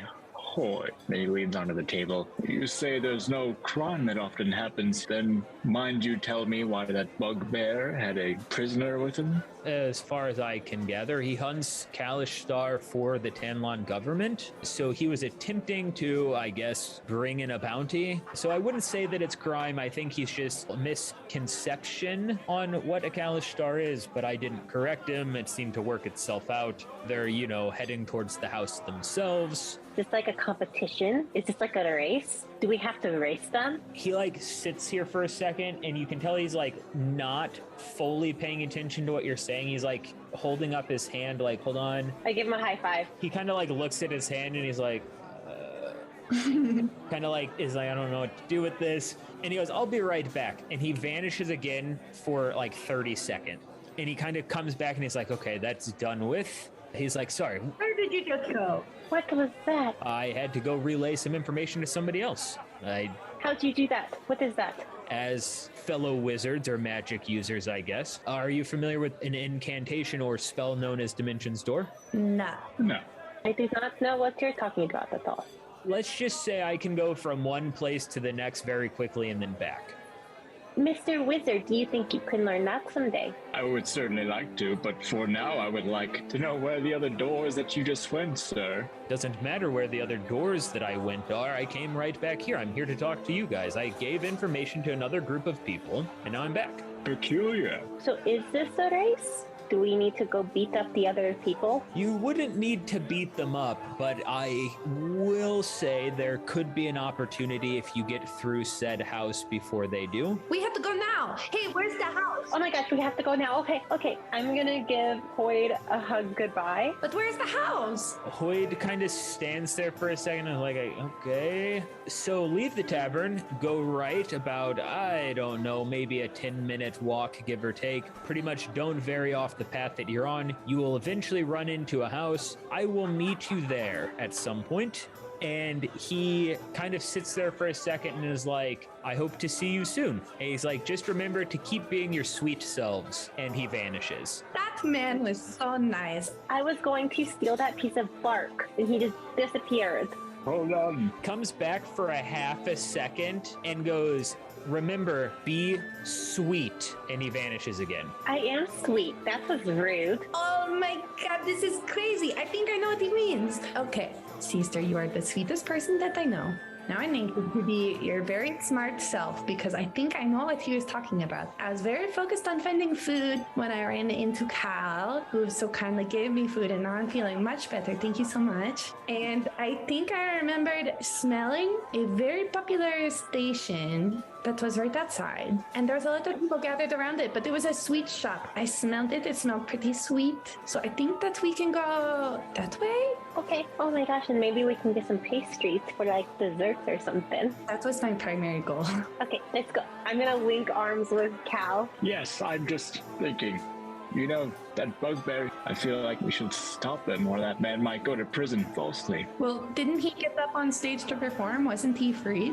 Yeah, I think he was free. And if we are gonna go, they're going in the same direction, right? So we probably will see them again. And you could burn him with your magic, Mr. Wizard. Yeah, I'm very cautious still, but... Okay, so you guys leave the tavern, and as you guys are leaving the tavern, the same vendors are all set up. As you're walking towards the sweet treat vendor, the first couple of things that you notice, it's so I say vendor lightly, it's more of like a traveling cart that you guys are walking towards that has kind of set its roots here for the time being, but you do believe that the cart could get up and move at any point. And as you walk up to the booth, you guys notice the only hanging piece of paraphernalia around the booth is sweet treats provided by Angelica, and you see a picture of a unicorn on the poster, and the vendor behind said booth at this point is a blue dragonborn. And as you walk up, the crowd is kind of dissipating a little bit, and the dragonborn looks at you guys and asks what he can do for you. Welcome, one and all those simple people. Please come and eat from my booth here. I have pleasures galore. I go up to him and say, Hello. We were wondering if we could get, what do you think, Dusk? How many do you think we should get? I don't know. We got sent here for like a little mission. Do you know anything about that? I think we just need some sweet treats of some sort. I know not when you speak of freaky little devil girls, yet you're more than welcome to any of my treats. I do have this fancy new taffy full of delight and pleasure if you'll have it. and how much is it? You know, it's not really nice to call us freakish little devil girls. We could call you freakish little lizard man. She did not mean any of that. We would just like some of your nice taffies. Oh, were you sent by the tavern man there for my sweet treats? Yes, that is who sent us. Oh, wait, I mean, Hoyd sent you, correct? Yes.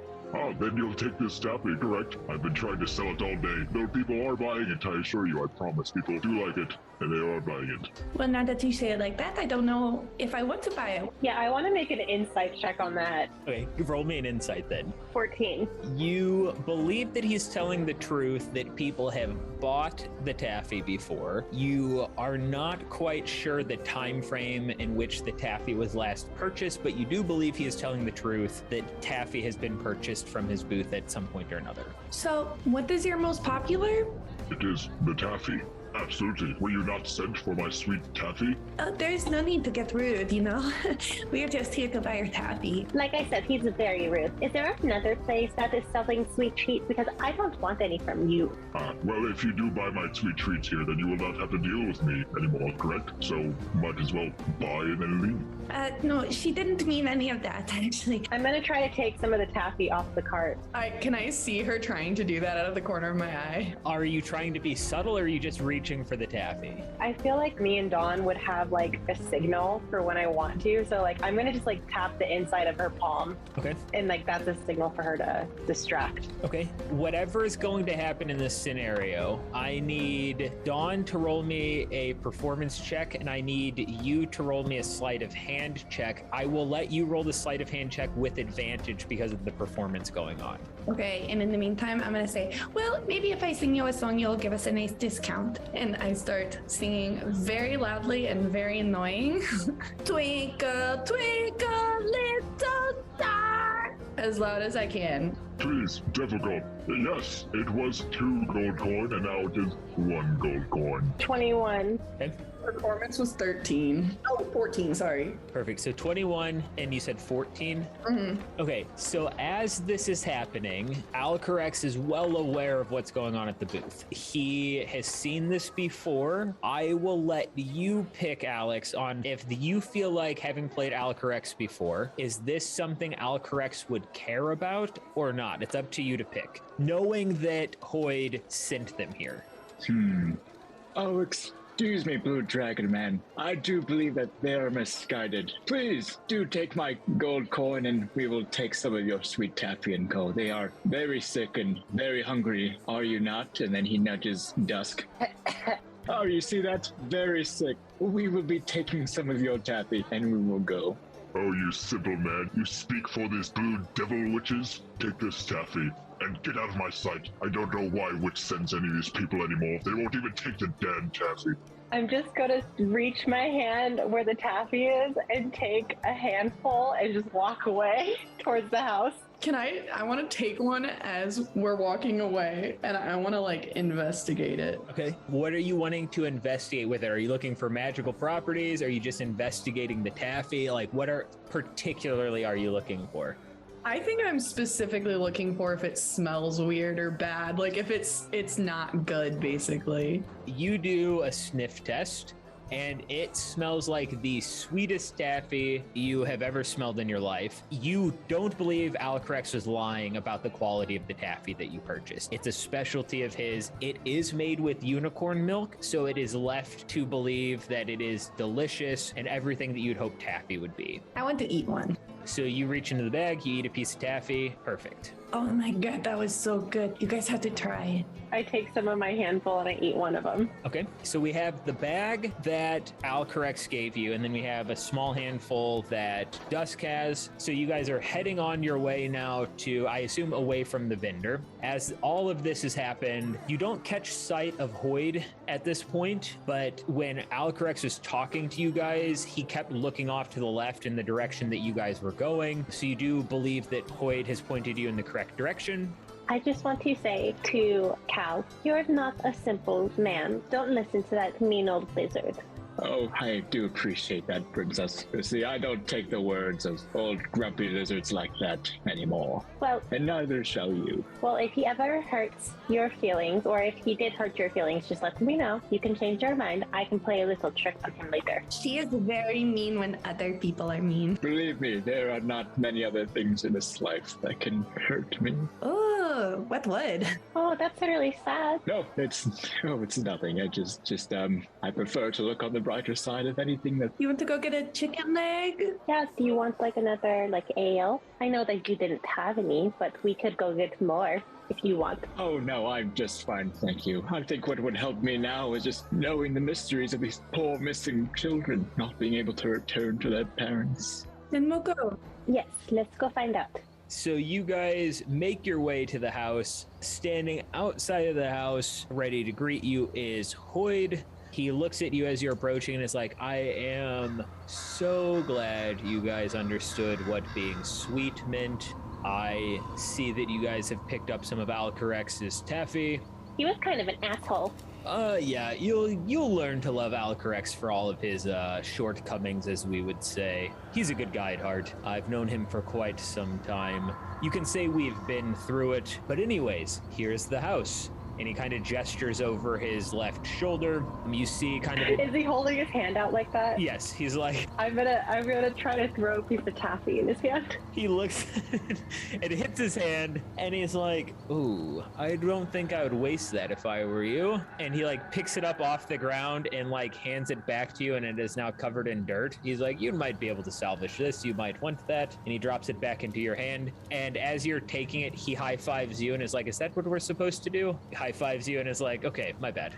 I want one too. A high five? Yes. And he takes Cal's hand and high-fives you and is like, here you go, here's a high five. That was so great. He's pointing at the house and he goes, I, again, unfortunately cannot join you for one of many reasons, but as you can see, this is the house. Children missing, fun groups of people walking in. I recommend you doing the same. And he kind of pushes the door open to the house. But as he's pushing the door open, the door swings inward. And what you guys are faced with is kind of this shimmering black, almost liquid, coating the entrance of the door. You can't see anything past it. It's not your normal type of quote unquote dark. You can't see in the room. Well, I guess we go in. Wait, you girls are so hasty. Do you not understand what we're looking at? I should have not seen such a thing. I mean, it's just one foot in front of the other, you know? We just walk inside. I want to pick up like a pebble and like throw it.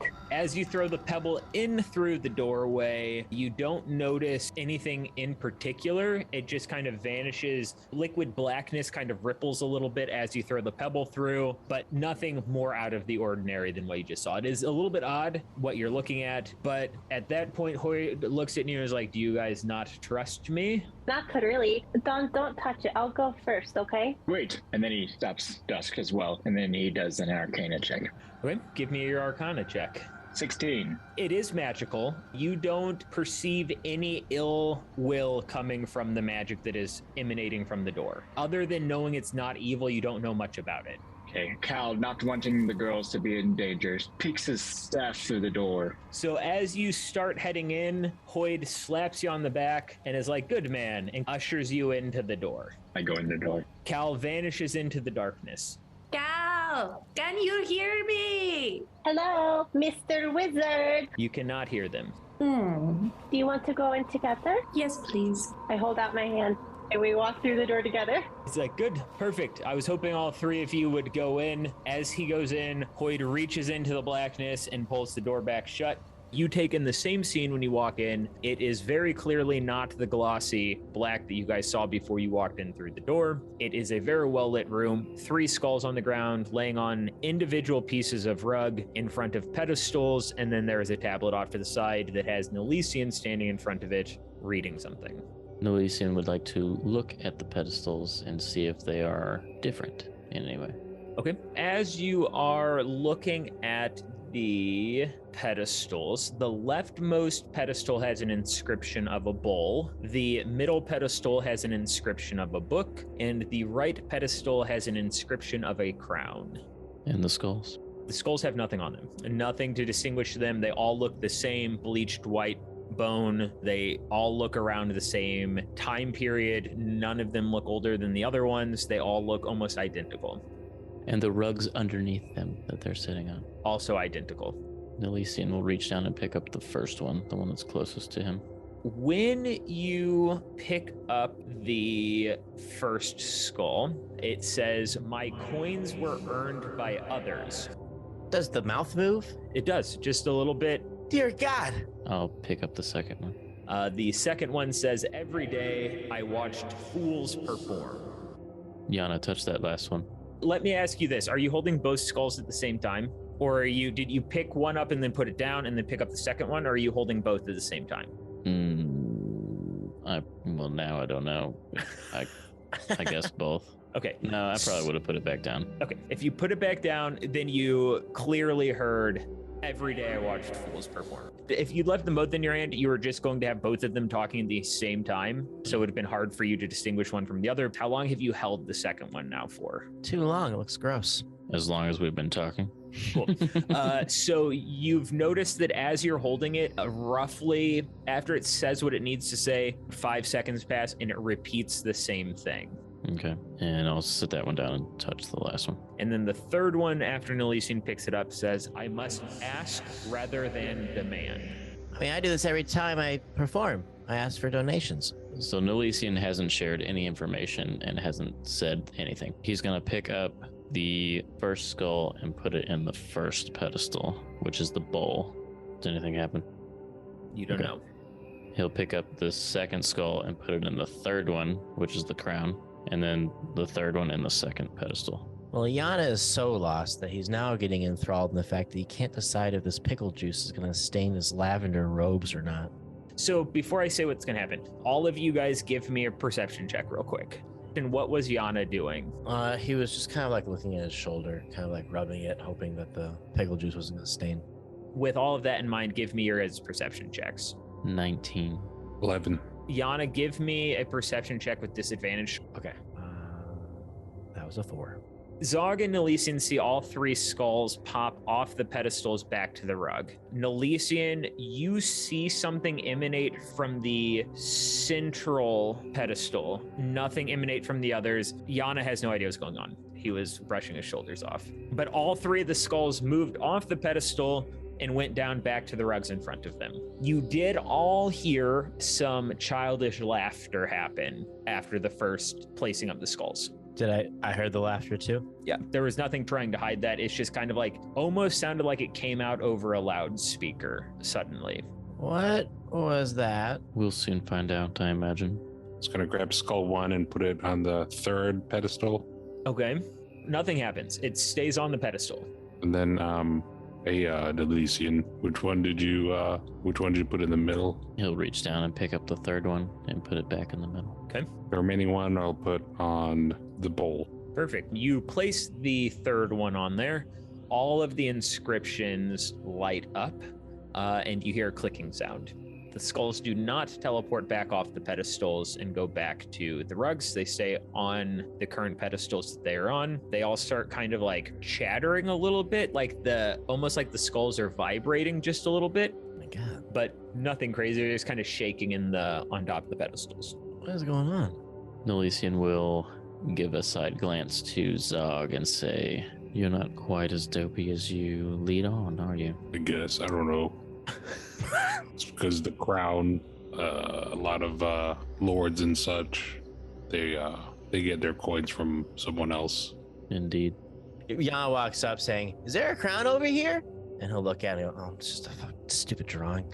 Oh, wait a minute. Hoyd gave me a little bag. I'm gonna look at what's inside the bag. Are you looking, or are you showing everyone else what's inside the bag? Well, I'll look and I'll decide if I want to show anyone else. Gave you something? While you're sending him that, the inscription read, "Here lie the skulls of a beggar, a wise man, and a king. Each should find rest in the appropriate thing." What does that mean? What is going on? Why are there kids laughing? Why are these skulls moving their mouths? And what are you guys whispering about behind my back? I want to be a part of it. We're not whispering. Candy. Candy. I want candy. Yeah.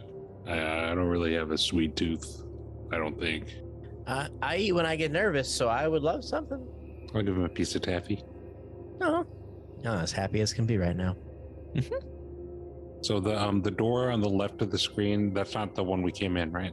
Correct. Yeah, that is not the one that you guys came in. You guys have not looked for the door that you came in from, but if you guys did look, you would turn around and see nothing. Oh, this is weird. Let's go. There's a door. I had an ugly friend one time. He could fly. He would doing an inspect magic. Can either of you guys do that before we go touch it? No, and I'll go touch it. Can I see if there's any dangers about? Yeah, go ahead. And what type of dangers are you wanting to look for, I guess, would be the question. Are you like wanting to see if there's people nearby? Are you checking for traps? Like, what are you? I would be looking for physical traps. If you're just looking around, give me a perception check. 17. So you don't see anything in particular. Mm-hmm. That's not meaning there isn't anything nearby. It's just meaning that it's not the traditional danger that you would think of. Like if you're looking for something that's going to pop out and harm you, you don't see anything like that. Okay. All right, stand back, George. All right. Watch this. Yeah. I'm watching Zog. What are we watching right now? I'm watching Zog. Well, actually, Elysian open the door. Okay. And I am behind Zog, looking like kind of like off to the side, so half my face, so my right eye can look behind it, but most of my body is behind Zog right now. Perfect. So you're opening the door in Elysian, is that correct? Mm-hmm. Okay, door opens. You are looking through dark, shimmery-esque blackness. Very, very similar, if not the exact same as what you saw looking into the house the first time when Hoyt opened the door. What do you see? Another test, and I'll step through. Cool. Another test. I hate tests. This isn't normal. No, it's not. Can we walk in together? Okay. Through the door? Okay. I'm gonna offer my hand. I'm gonna take it. I'm gonna take the hand. You walk in through the door, and when you guys walk in through the blackness, you are greeted with this scene here. So your characters appear in a room. Cal's character is a little bit further ahead than both of your guys' because he came in first. In front of you are 3 skulls sitting on 3 rugs in front of you, in front of 3 pedestals. Off to the left side of the skulls and the pedestal is a tablet. That is kind of what you see at first glance. Can I check the room for any traps or anything like that? Yeah. Are you wanting to check for magical traps or physical traps? I'm gonna do physical traps. Okay, so roll me an investigation, please. Can I like help her to give her advantage on her roll? Yeah, so roll an investigation with advantage. Okay. Me too. Are you wanting to check for our magical traps, or are you checking for physical traps as well? Oh wait, they're checking physical. I'll check magical. Okay, so you roll me an Arcana check, and Molly, like I said, roll me a investigation with advantage. I got the 16. I got 13. You don't notice any physical traps. You become aware of a locked door on the left-hand side of the room, kind of past the pedestals over here. As for the Arcana check, you don't notice any magical traps. You do notice the pedestals emanating a little bit of magical essence from them, but it doesn't appear to be a trap. Okay. Since there's a lock over there, whenever we're ready, I can go ahead and pick that, but I don't know if we want to do that right now. Well, we'll never get anywhere standing around. So I say we go forward and check out these skulls. I do love a good read. I want to read the tablet. Okay, as you approach the tablet, this is what you see written on said tablet in common. Reads, "Here lie the skulls of a beggar, a wise man, and a king. Each should find rest in the appropriate thing. For each mistake, it is pain you bring." Do the pedestals have anything on them? Yeah, when you are looking at the pedestals, if you're looking from left to right, the pedestal inscribed on the left has a bowl, as like an eating bowl, like something you'd eat out of. The middle pedestal has a book, and the right pedestal has an inscription of a crown. Okay. So wouldn't it make sense for the beggar to be the bowl and then for the crown to be the king? And the wise man be the book? It should find rest in the appropriate thing. As you are looking at the pedestals, you don't notice anything in particular about the skulls. All of the skulls look identical on the ground. It seems pretty straightforward to me. But the question is, which skull goes where? Perhaps the beggar dies first? Or perhaps the order of placement is what matters here. Would it make sense for a beggar to find rest in a bowl? Or would a beggar find rest with the crown so that it is rich? But how do we know which one is the beggar in the first place? Nothing about the skulls are different. They all appear to be bleached bone. They've been around for quite some time. They look old, but there's nothing discriminating them from one another. Is there anything like along like the walls or like on this locked door? There is not. It's just the 3 pedestals, the skull, and the inscripted tablet. I would like to pick up 2 skulls and assess if they do feel the same. Okay, what 2 skulls are you picking up? The left and the middle. As you pick up both of the skulls, they both start speaking at the exact same time, and you cannot tell what they are because they're talking over each other. I put the middle one down. As you put the middle one down, the spoken words that it was saying kind of dissipate, and you hear the remnants of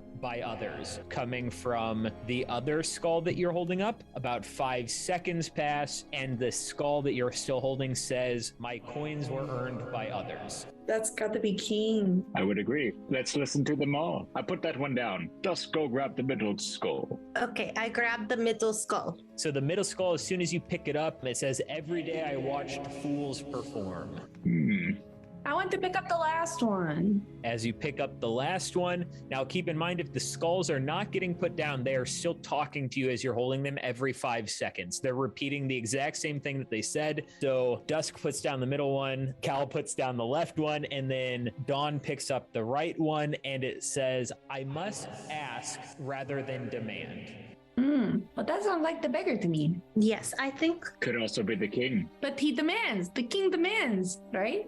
Left has bowl, middle has book, right has crown. Yes, that's what I think as well. Perhaps the meaning, though, of each should find rest in the appropriate thing. Which of these would a beggar find rest in? Would he find rest in knowing that coins were earned by others, or that he had asked rather than... I don't think it is not restful to watch fools perform. Nobody will be at rest if we put someone there.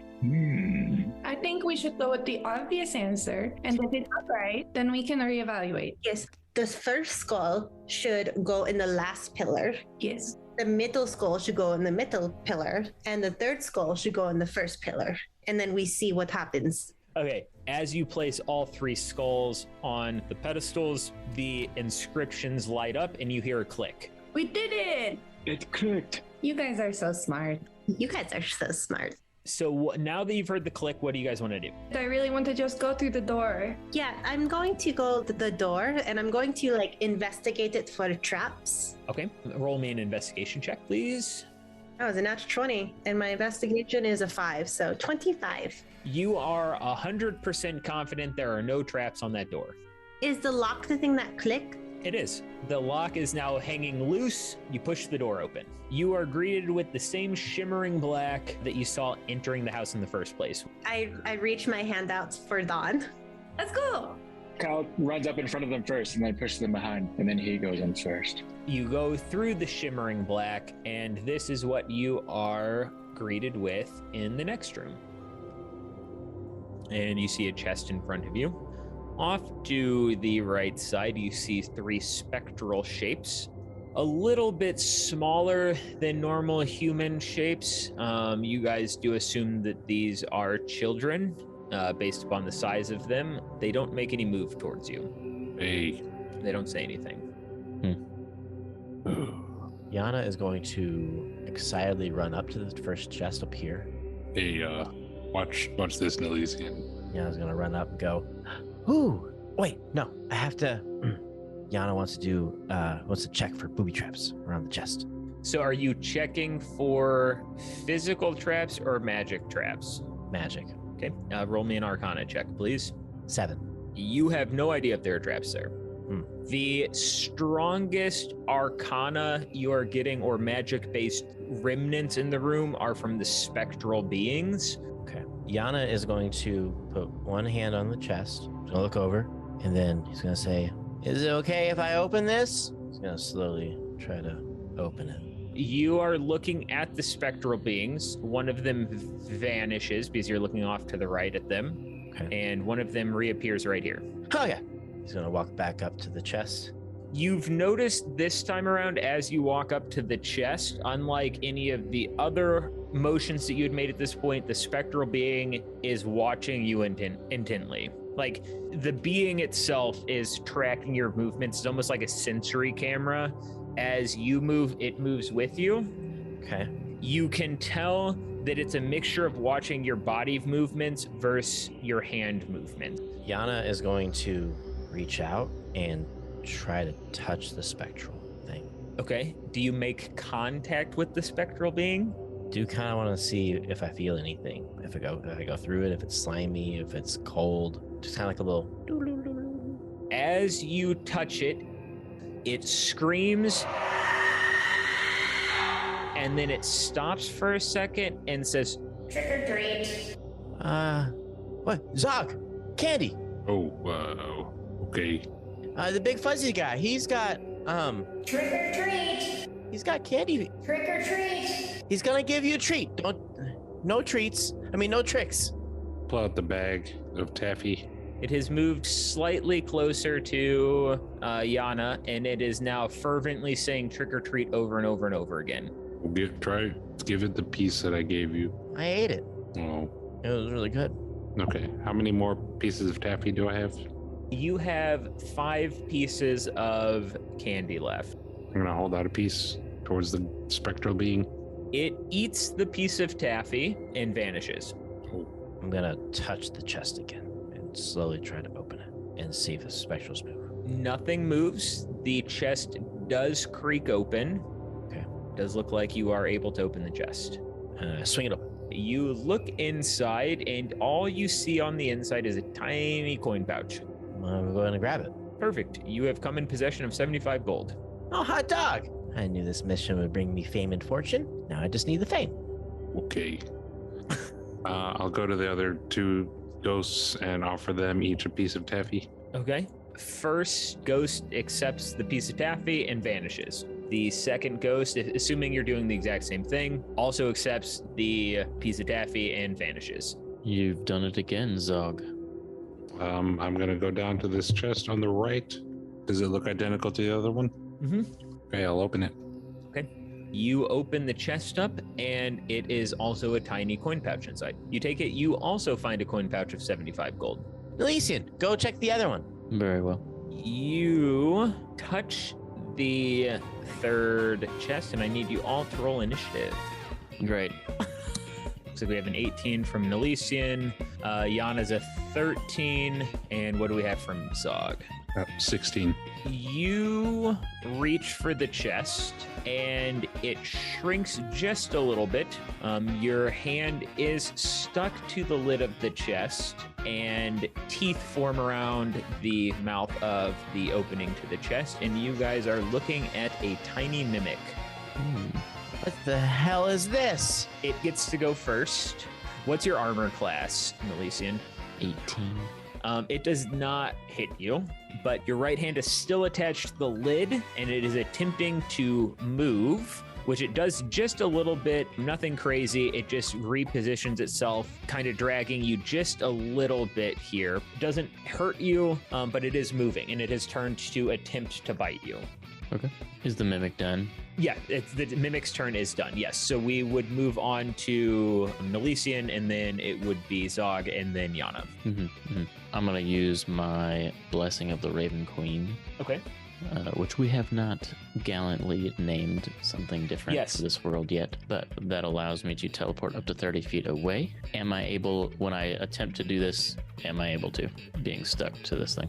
It's a teleport. So this is what we're going to do. You do teleport. You do take 1 point of damage from ripping your hand off the mimic, though.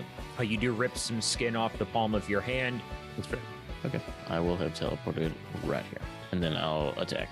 What are you attacking with? A longsword. Oh, nice. Okay. That's a dirty 20. Oh, perfect. You do hit. A nerdy 20, if you will. That's good branding. You inspired it, Keith. 8 points of damage. Cool.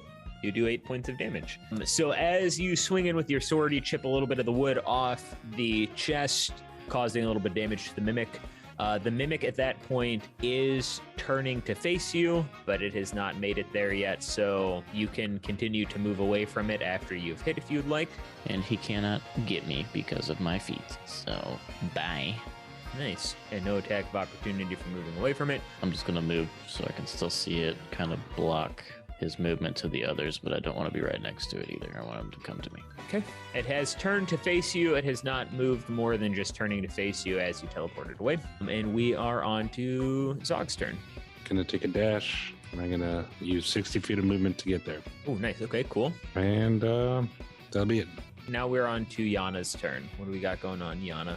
Ooh, okay. Yana will start to reach for his long sword, and then he'll think to himself, "Don't you dare use the sword! Use what I've given you!" And then Yana will kind of look kind of confused, reach out his hand, and I will first use a bonus action to hex the mimic in front of me, allowing me to do a 1d6 of necrotic damage anytime I deal damage to it. And as my hand's extended, I will attempt an Eldritch Blast on the mimic, and does a 25 hit. It does. Okay, so then the mimic will take 4 damage. Perfect. Oh, God. So you did 4 damage. As you Eldritch Blast the mimic, a couple more splinters do come off the chest. Is that the end of your turn? That ends my turn. It's fucking embarrassing as shit. It wouldn't be Yana, though, if it... We're level 1, Corbin. It's okay. Yeah, no, 4 damage at level 1 is fine. The mimic is going to go ahead and move towards Zog here, moving 10 feet. And then he is going to walk up and attempt to bite Zog. Does a 14 hit? It does not. As Zog ran up, the mimic saw an opportunity to run up and take a chomp out of Zog there. Whiffed, caught air, and we are back to the top of the round, and we are on to Nelisian's turn. All right. Let's see. I'm going to get behind it. Cool. My epic 40 feet of movement. And I will attack it. What would you like to do, Dungeon Master, for flanking? Roll twice. Advantage. Yeah, go ahead and just give me advantage on this one. Okay, you got it. I'm glad for that advantage because my first roll was a 13. That's a 23 to hit. That does hit. We're going to do some damage. Oh, yeah, 7 points. And that will do it for moi. So yeah, you take a hack at it. More splinters come off the left hinge. Looks like it's taken a little bit of damage there. It's coming a little bit unhinged. And now we are on to Zog's turn. Zog is gonna pull out a short sword, take a swing. Perfect. 22. Yep, that hits. He's also got a favorite foe, which adds a d6, I believe. Oh, is Mimic your favorite foe? No, this is different from favorite enemy. Oh. I can mark a creature just kind of like the Hexblade Curse. Gotcha. 1 extra damage, so that'll lose 8 slashing damage. Perfect. So as you slash in, kind of heading towards the same hinge that looked like it was coming undone, you do de-hinge over here. It is looking pretty wounded at the moment, but it's still upright. We are on to, unless you had anything else to do, that would be Yana's turn. I think I'll actually move away, so it might trigger an attack of opportunity. I can pretty much guarantee you this doesn't hit, but does a 14 hit. Miss.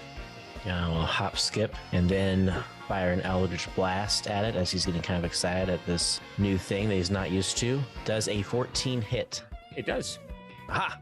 11 points of damage. So as you hit the Mimic with that, you have noticed that the right hinge has started to come a little bit unhinged at the moment. So the Mimic is kind of flailing a little bit. It's looking like it's getting a little bit panicked. That will end my turn. It is going to turn, and it is going to attempt to fight Nelisian here. Does a 22 hit, Nelisian? It does. You take 5 points of piercing damage. Oof. It spins around, a little bit unhinged as it is. It does take a chomp at you, makes contact with your arm. You feel the teeth of the Mimic sink in just a little bit, and you do take, like I said, 5 points of damage there. And we are back to the top of the round with Nelisian now. All right. I will just continue to swing away and hack at this thing. 19. That does hit. 8 points of damage. Okay. I will ask you this, similar to our last campaign we did. How would you like to kill it? All right.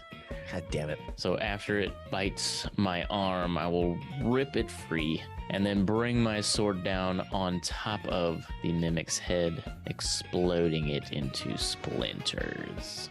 Perfect. As the mimic chomped you, Nelisian brings the sword down on top of the lid of the mimic's chest. It splinters in half, sending shards in all sorts of direction. Nothing dangerous. The mimic does fall dead, and with it drops a tiny coin purse.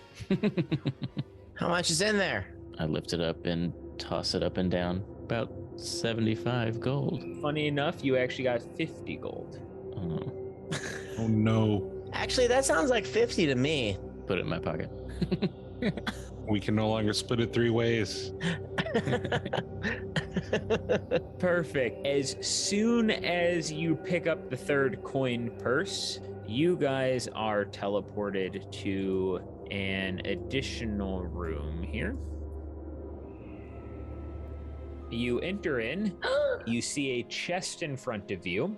You see 3 spectral beings off to your right standing in a line. Nothing happens when you walk in. Are the spectral beings doing anything? They're just standing there. Do they talk? Hello? They don't say anything when you... Hello, little ghosties. They don't say anything when you're talking to them. They're just kind of standing there. I wave my hand through one. Okay. You wave your hand through one. You feel a little bit of a chill when your hand passes through it, but they still don't say anything to you. Are they all identical? They are. They all appear to be smaller in stature. I am going to go and investigate this chest. It looks like any other adventuring chest you've seen. It is locked. You don't know much more than that. Are you wanting to check for traps, or are you just kind of looking at the appearance? If there's no traps, I want to try to lockpick it. Go ahead and, roll me an investigation. Mr. Wizard, can you sense any magic? I want to sense magic. That was a 10. Okay, so you don't believe there are traps. You don't know for sure, but based on your investigation, you're kind of hesitant if there's a trap, but you're not quite sure. Hey, Dawn. Yes? There is a chest over here, and I don't know if it's trapped. I'm like 50% sure that it's not, but it's locked. Do you think I should open it? Well, I don't think that we'll get anywhere if we don't open anything. Okay, so I'm going to open it. Just stay over there, like far away from me. Wait. But I want to be close to you in case you need me. Okay, well, just stand like right here or something, just in case the thing pops out. Okay. Wait, why are you going to open that? Because we need to do something, Well, or else we're just going to be lost in here, or stuck in here. surely there must be some clue. What is this thing off to the top right corner? So that's a lantern hanging on the wall. A lantern. I would like to go to the lantern. Can I take the lantern off the wall or anything? Comes off the wall. Can I take the lantern over to the spectral being? You can.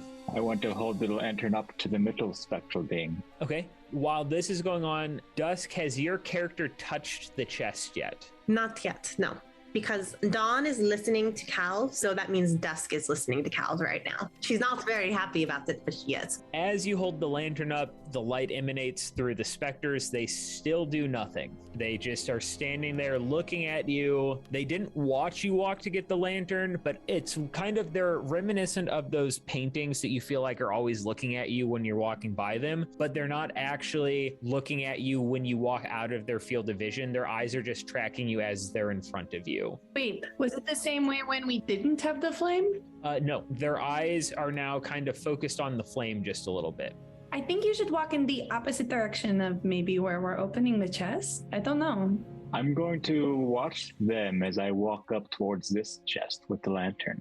What are we doing at the chests? I'm just holding the lantern to the chest and looking at the ghost. I say, good, bad? They don't do anything. Well, we got to do something. I take it over to where Dusk is. I watched the ghost's eyes since I'm still in the view of them. Do you see them? They're kind of beelining vision to where they assume the lantern is around the corner, but they have not moved. Their eyes are still watching, though. They're still watching you, by the way. What happens if you go over there, Cal? Last chest, same thing. I see their eyes. You see their eyes. It's weird. You know that they're still attempting to view the lantern, but their heads aren't moving. So you know that they're aware of where the lantern went to, but their actual physical spectral being, if you want to call it physical, has not turned to face them. Cal, they're still kind of, I think, focused on you, but their eyes are kind of doing some weird stuff right now. And I'm going to say this, and I'm not saying this to try to scare you out of doing this. I do need to know when one of you touches a chest. Okay, what should we do? Should I just like pick this lock and then just see what happens? No, clearly people are making mistakes in this home. Do they have locks on them? They do have locks on them, yes. Maybe I hold the lantern and I touch this chest. Okay. Soon as you touch that chest, the specter next to you pops up and shouts, "Trick or treat." I give him a piece of candy. Here you go. He chuckles and disappears, and the lock on the chest vanishes. I open it.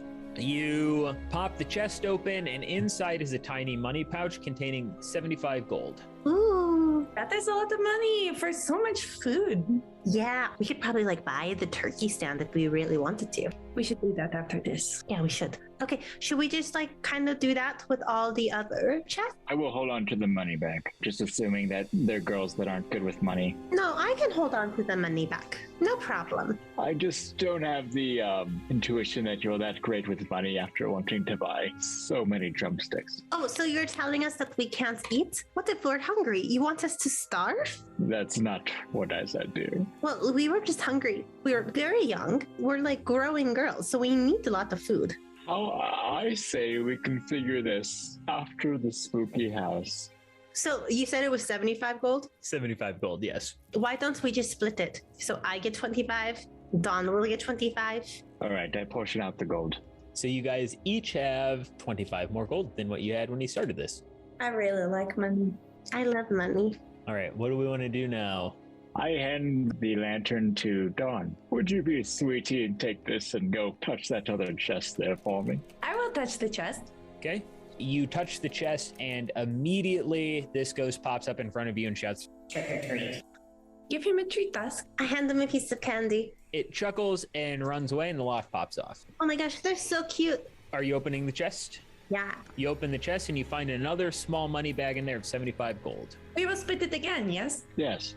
Oh my gosh, we're gonna be so rich. Let's go open the other one. This time, Dusk has the torch. You do have the taffy ready? So you can give him a piece of taffy? Yes, I take one of the taffy from you. I have it ready. Oh, well, I think you have a bag too, and I just took a handful, so. So as you touch the chest, the third specter pops up, says the same thing, "Trick or treat." It also chuckles, vanishes, and you guys are left with the last lock, unlocking, and you look inside, and there is another money pouch of 75 gold. With it again! We're rich! As you unlock that last chest, the room kind of starts to shimmer into darkness. And you are all face to face, virtually the exact same layout with one difference, but you are looking at a chest directly in front of you, 3 spectral beings off to the right. What would you guys like to do? That's weird. I feel like we've done this before. What's going on? We did something wrong. What could we have done wrong? I don't know. We gave the creepy things candy. We took the money. You got bit. I saved your life. And Zog is the puzzle champion. What's going on? Do we still have the gold? Yeah, you guys all have the gold still. Let's just try to do the same. Wait a minute. Do we notice this new thing over here? Have you guys looked around the room? You know what, I am Dungeon now. Daddy? I want you to take that smug attitude. Here's my perception check, you jerk. Okay, perfect. Give me the perception check. I'm looking at the room because something seems not quite the same, and I rolled an 18. Okay. What did you guys roll? I mean, can we just see it if it's in the room? I got a nerdy 20. I know that sounds like a loaded question to just say, can you see it? Roll and you'll find out, Zog. I did roll. I don't want to say what it is. So, all of you guys, assuming you're doing a quick scan of the room, you do see the spectral beings. You see the chest in front of you. You guys all notice a glowing beyond the spectral beings. You cannot tell what it is. The spectral beings are obscuring your vision on all three of you. The spectral beings are thick enough that you can't see directly through them, but you're catching the light being emanated through them, which is different than the other room that you were in. So we see it, but we don't know what it is. Zog, look over here. There's something. Hey, I'll walk over there, if I can. Okay, how did you walk over there? Just like I just did. I'll do it again. Watch. Boop. He started with his left foot, and then his right. I had missed that. I wanted to make sure you had not walked through the spectral beings. No, I walked around. I'm polite. I'm polite. You walk over there and you see a lantern sitting on the ground. A lantern. We wouldn't know Nelisian's polite because he's a jerk. He doesn't talk to his friends. We are not friends. Zog's my friend. Zog, there's a lantern over here. Okay. I pick up the lantern. Roll initiative. Perfect. You pick up the lantern. Anything special about this lantern? It looks like a lantern. I'm gonna raise it up and kind of point it towards the spectral people. Do they look any different? They do not look any different. I'm gonna carry it over to this chest and shine it around. Notice anything? You do not notice anything different. Nope. You're holding the lantern, you're looking around, nothing strikes you as different currently. Do you kids want candy? They don't say anything. I'm gonna, I guess I'll pull out the bag of taffy, offer a piece to the closest one. The first one takes the piece of candy and vanishes. Okay, I only have one left. Yana is gonna walk behind the corner, and Yana is gonna, knowing that we need a piece of candy, is gonna try to vomit. Oh god. Wait. What? They might take something else. As you're behind the corner trying to vomit in secret, Nelisian will say, I wonder if they like pickles. There's a good chance that I could get it up. Jesse, go ahead and pull out the Dungeon Master's Guide and look up the rules for vomiting, please. So I'm going to metagame here and go back and say that I'm pretty positive I heard you say that you took the piece of candy and started eating it. You can attempt to throw it up. It will not resemble the piece of taffy you ate, though. Okay, hear me out. Make him roll a con save to see if he choked on it, and then make him roll a con check to try to throw it up. You get to set the DCs whatever you want. Okay, we'll just humor you here. Give me... No, you don't have to. You made a ruling already. I was just kidding. I'm making the ruling on this one. The way that you described having taken the piece of taffy was not swallowing the piece of taffy, therefore I'm not letting you metagame and go back and do this. I will offer the ghost in the middle my last piece of taffy. Perfect. It does vanish. So I'm gonna take the pickle out and break it in half, and then offer it to the last ghost. When you offer the pickle to the ghost, it lets out a blood-curdling screech and vanishes. It takes the half of the pickle you gave it, and it is gone. Do you want the other half? I'm just gonna look around. I have a fish carcass too if you don't like pickles. You don't hear anything. Okay. Yeah, unfortunately, you don't hear anything. You just hear a reverberating shriek that happened when you handed it a pickle. All right, get ready, guys. And you also hear a little bit of dry heaving around the corner. You cannot figure out where this is coming from, but there is a little bit of dry heaving going on at the moment. What is that? All right. Before we go to open these chests, I'd like to point out that my character cannot be surprised. I noticed that the mimic went first, and then he was going last during the last fight. So from here forward, I have the alert feat, so I cannot be surprised. Cool. And I will always be behind Zog. You have Yana vomiting in the corner. You have Zog that was handing out a piece of the candy and now pickle, and then you have Nelisian standing by chest in the center with the lantern. I would like to continue walking around the room with the lantern to see if anything new is illuminated. As you are going through the room, you see nothing out of the ordinary, just the rugs, the chest, and a pile of vomit next to Yana. This lantern seems to have revealed some sort of slime. Yeah, it was here. It was here when I turned the corner. It's pretty gross, gotta say. Okay, let me ask. Are you trying to lie? Give me a deception check there, Yana. I would love to. I have a +7 deception, Perfect. but I still only rolled a 10. Okay, roll me an insight check there, Elysian. You got it. 18? You know he is flat out lying to you. Indeed. Do with that what you will. You know that the slime was in fact not there when Yana went around the corner. Yes, I knew all along. I walk back to the middle chest and go to open it with my hour lantern in hand. You reach for the chest and you open it up, and inside is a equivalent of what you would call a face veil. The veil is what you know as a player, not a character. You do know that this is known as the Veil of Mockingbird. While this item is equipped, you can perfectly mimic the voice of any character you've heard within the last 24 hours. Like the creepy pickle shriek? That's up to you to know. I mean, you did hear that voice within the last 24 hours. Oh, it's an item this time. Come take a look. Who are you saying that to? I'm still looking at the item, so whoever wants to listen. Oh. It's hard to know since we're not friends. You could be talking to the specters. You could be talking to maybe another mimic. I turn and toss the veil to Yana. Oh, I was talking to you. we are friends. This looks like it would match your outfit. I would love this gift of affection and best friendship. Thank you. So now where are we going from here? I want to test it out and say trick or treat as a specter. You don't know what it is. Oh, I don't know what it is? Nope. That's player knowledge versus character knowledge. He did throw you a veil. You do not have any idea what that veil does currently. As I open this chest here, I'm gonna yell around the corner, see if it's magic. So I'll inspect it. Yes, okay. Roll me an Arcana check. I rolled an 18. You do realize that it has magical properties. They do not seem harmful to you. You're not quite sure what it is that it does, but you do know that it has magical properties about it if you wore it. Oh, okay. Well, then I'll wear it.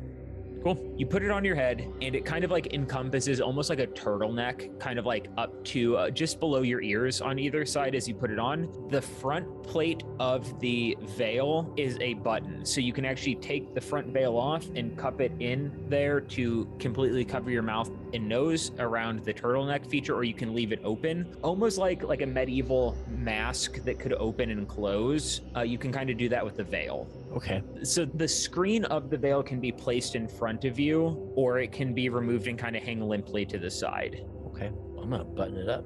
Yana's gonna think to himself, why are you playing dress up? Go open the chest. Yana's gonna say, I really appreciate it, Zog. This is very interesting. It's got some sort of magical property. So as you speak, you sound like Nelisian. Thanks for the tip, Zog. I've got it does have magical properties, actually.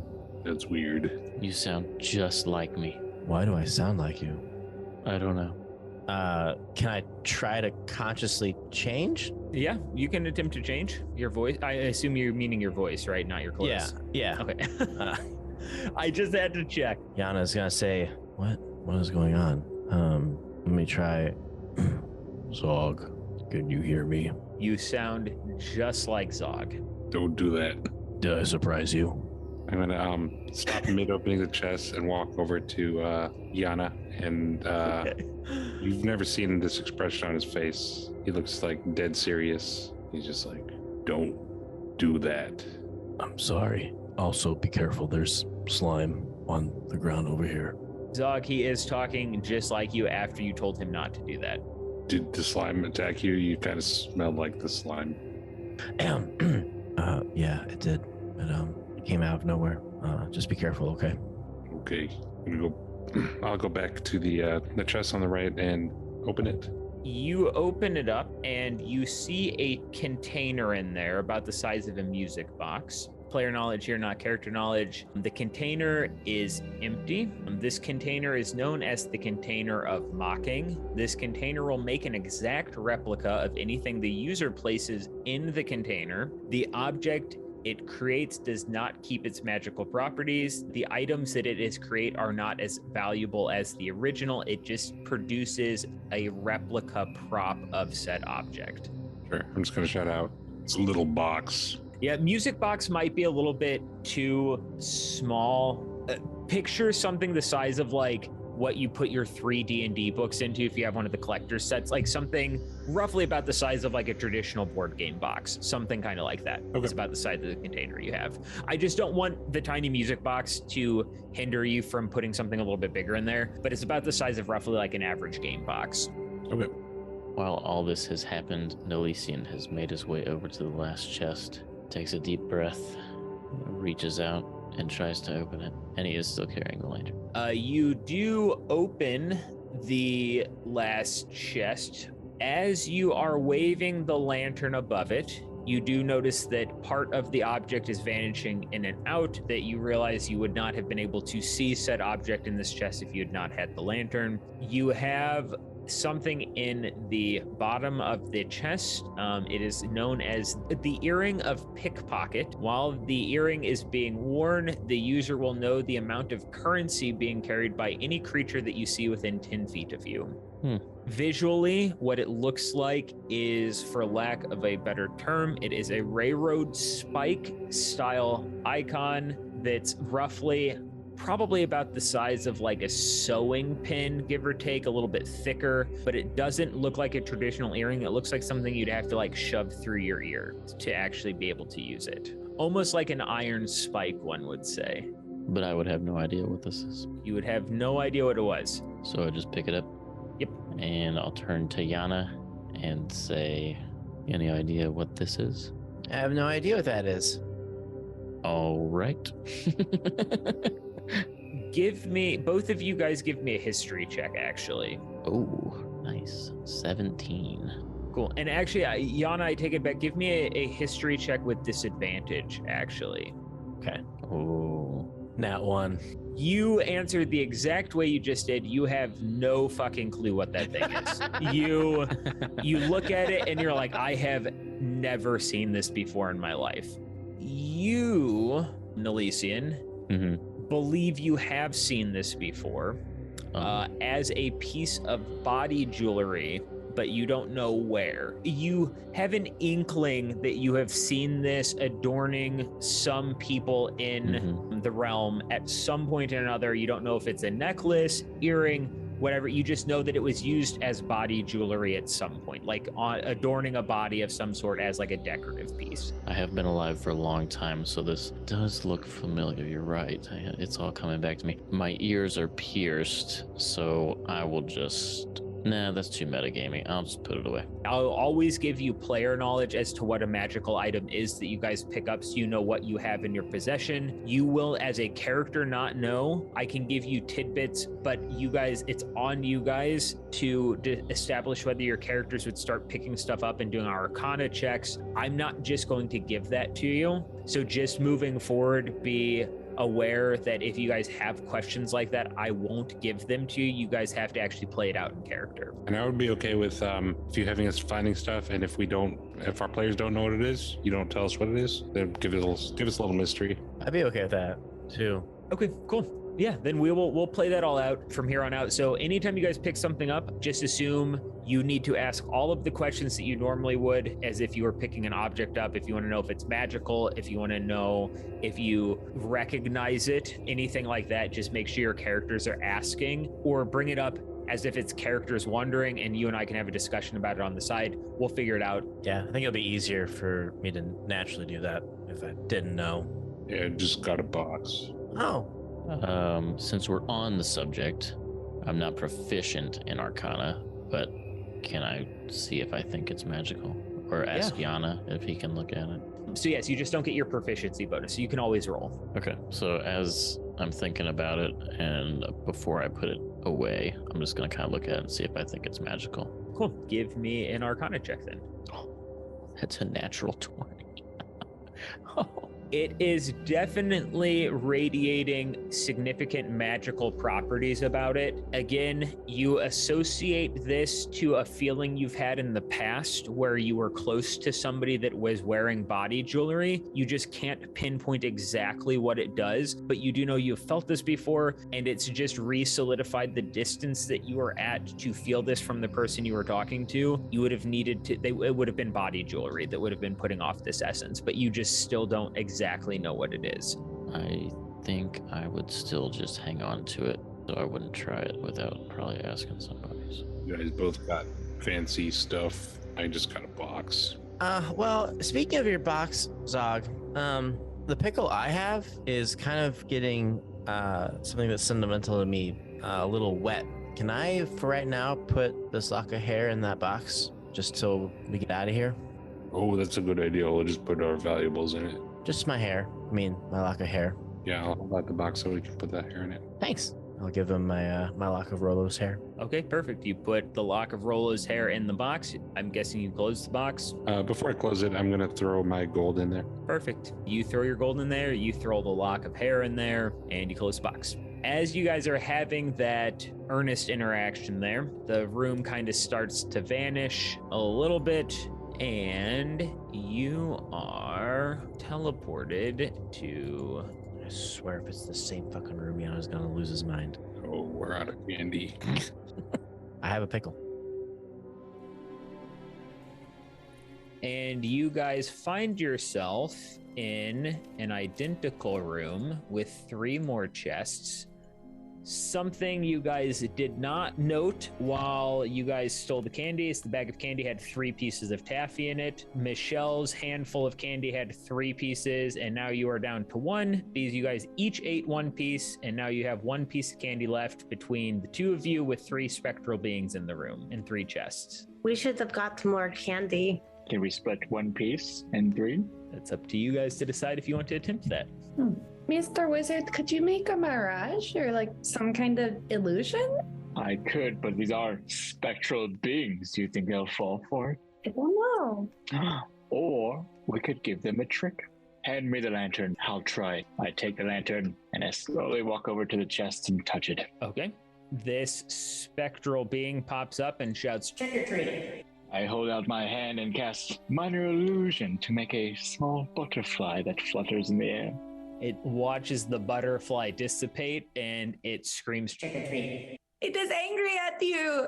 I'm going to come over and try to give him a silver. You extend the silver to him. It drops through the spectral hand that's outreached asking trick or treat, and it screams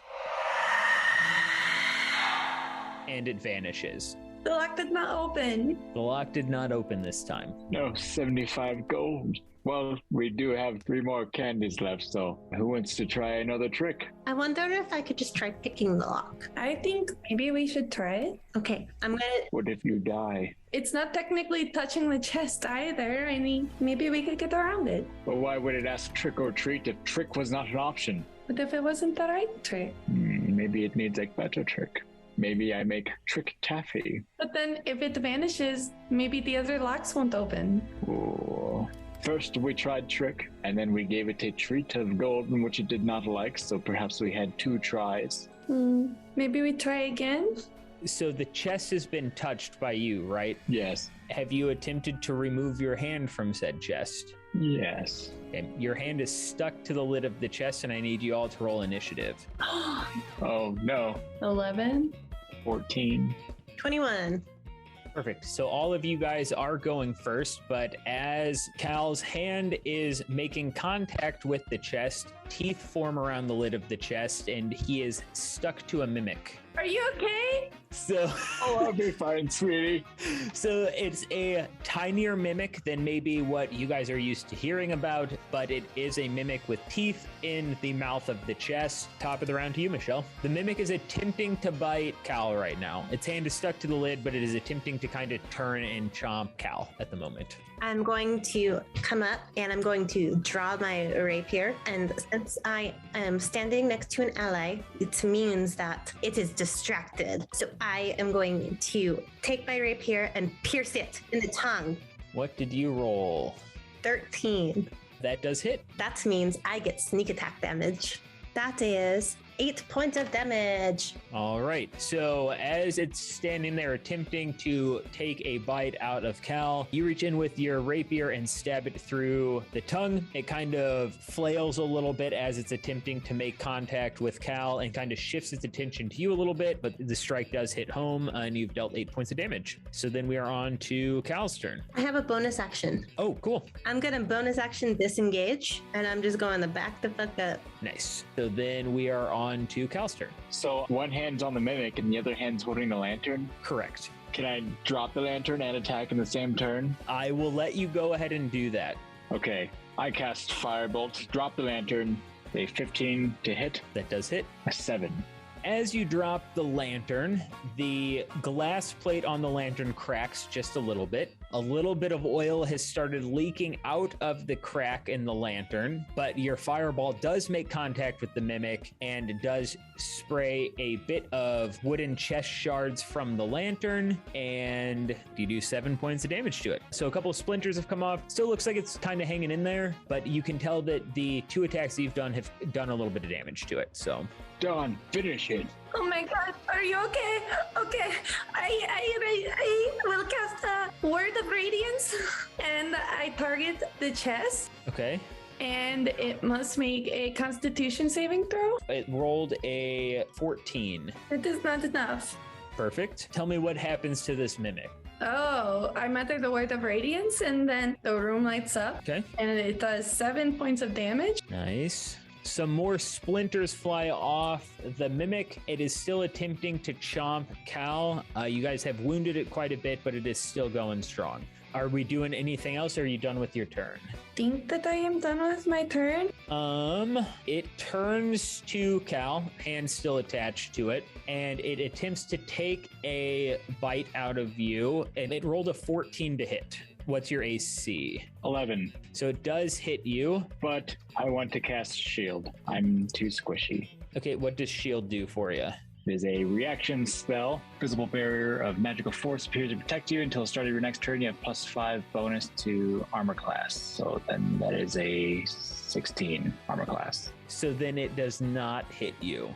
Because of that, it pushed you over the brink, does not make contact with you. It does take a chomp at you, missing barely as you move your free hand away from it, but it is still focused on you because your hand is still on the chest. So just so you know what your hand on the chest means is it means that technically you are grappled, which means it's attacking with advantage. It still missed, but while you are stuck to it, it is attacking with advantage because you're grappling with it. Damn.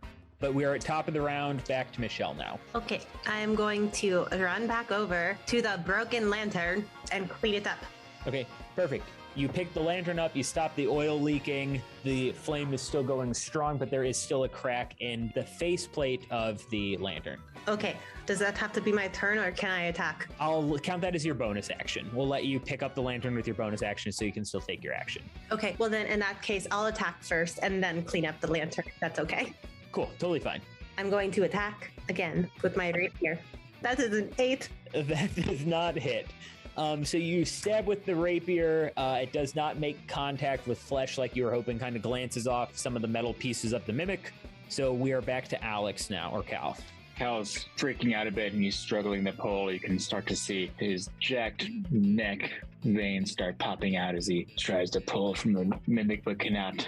And then he casts another firebolt at the mimic. It is 23 to hit. That does hit. That is 4 damage.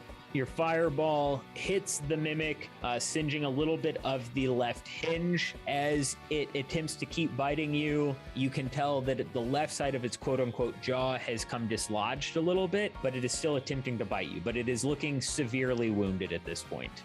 Don't worry, Cal. I'm going to save you. And I cast Sacred Flame.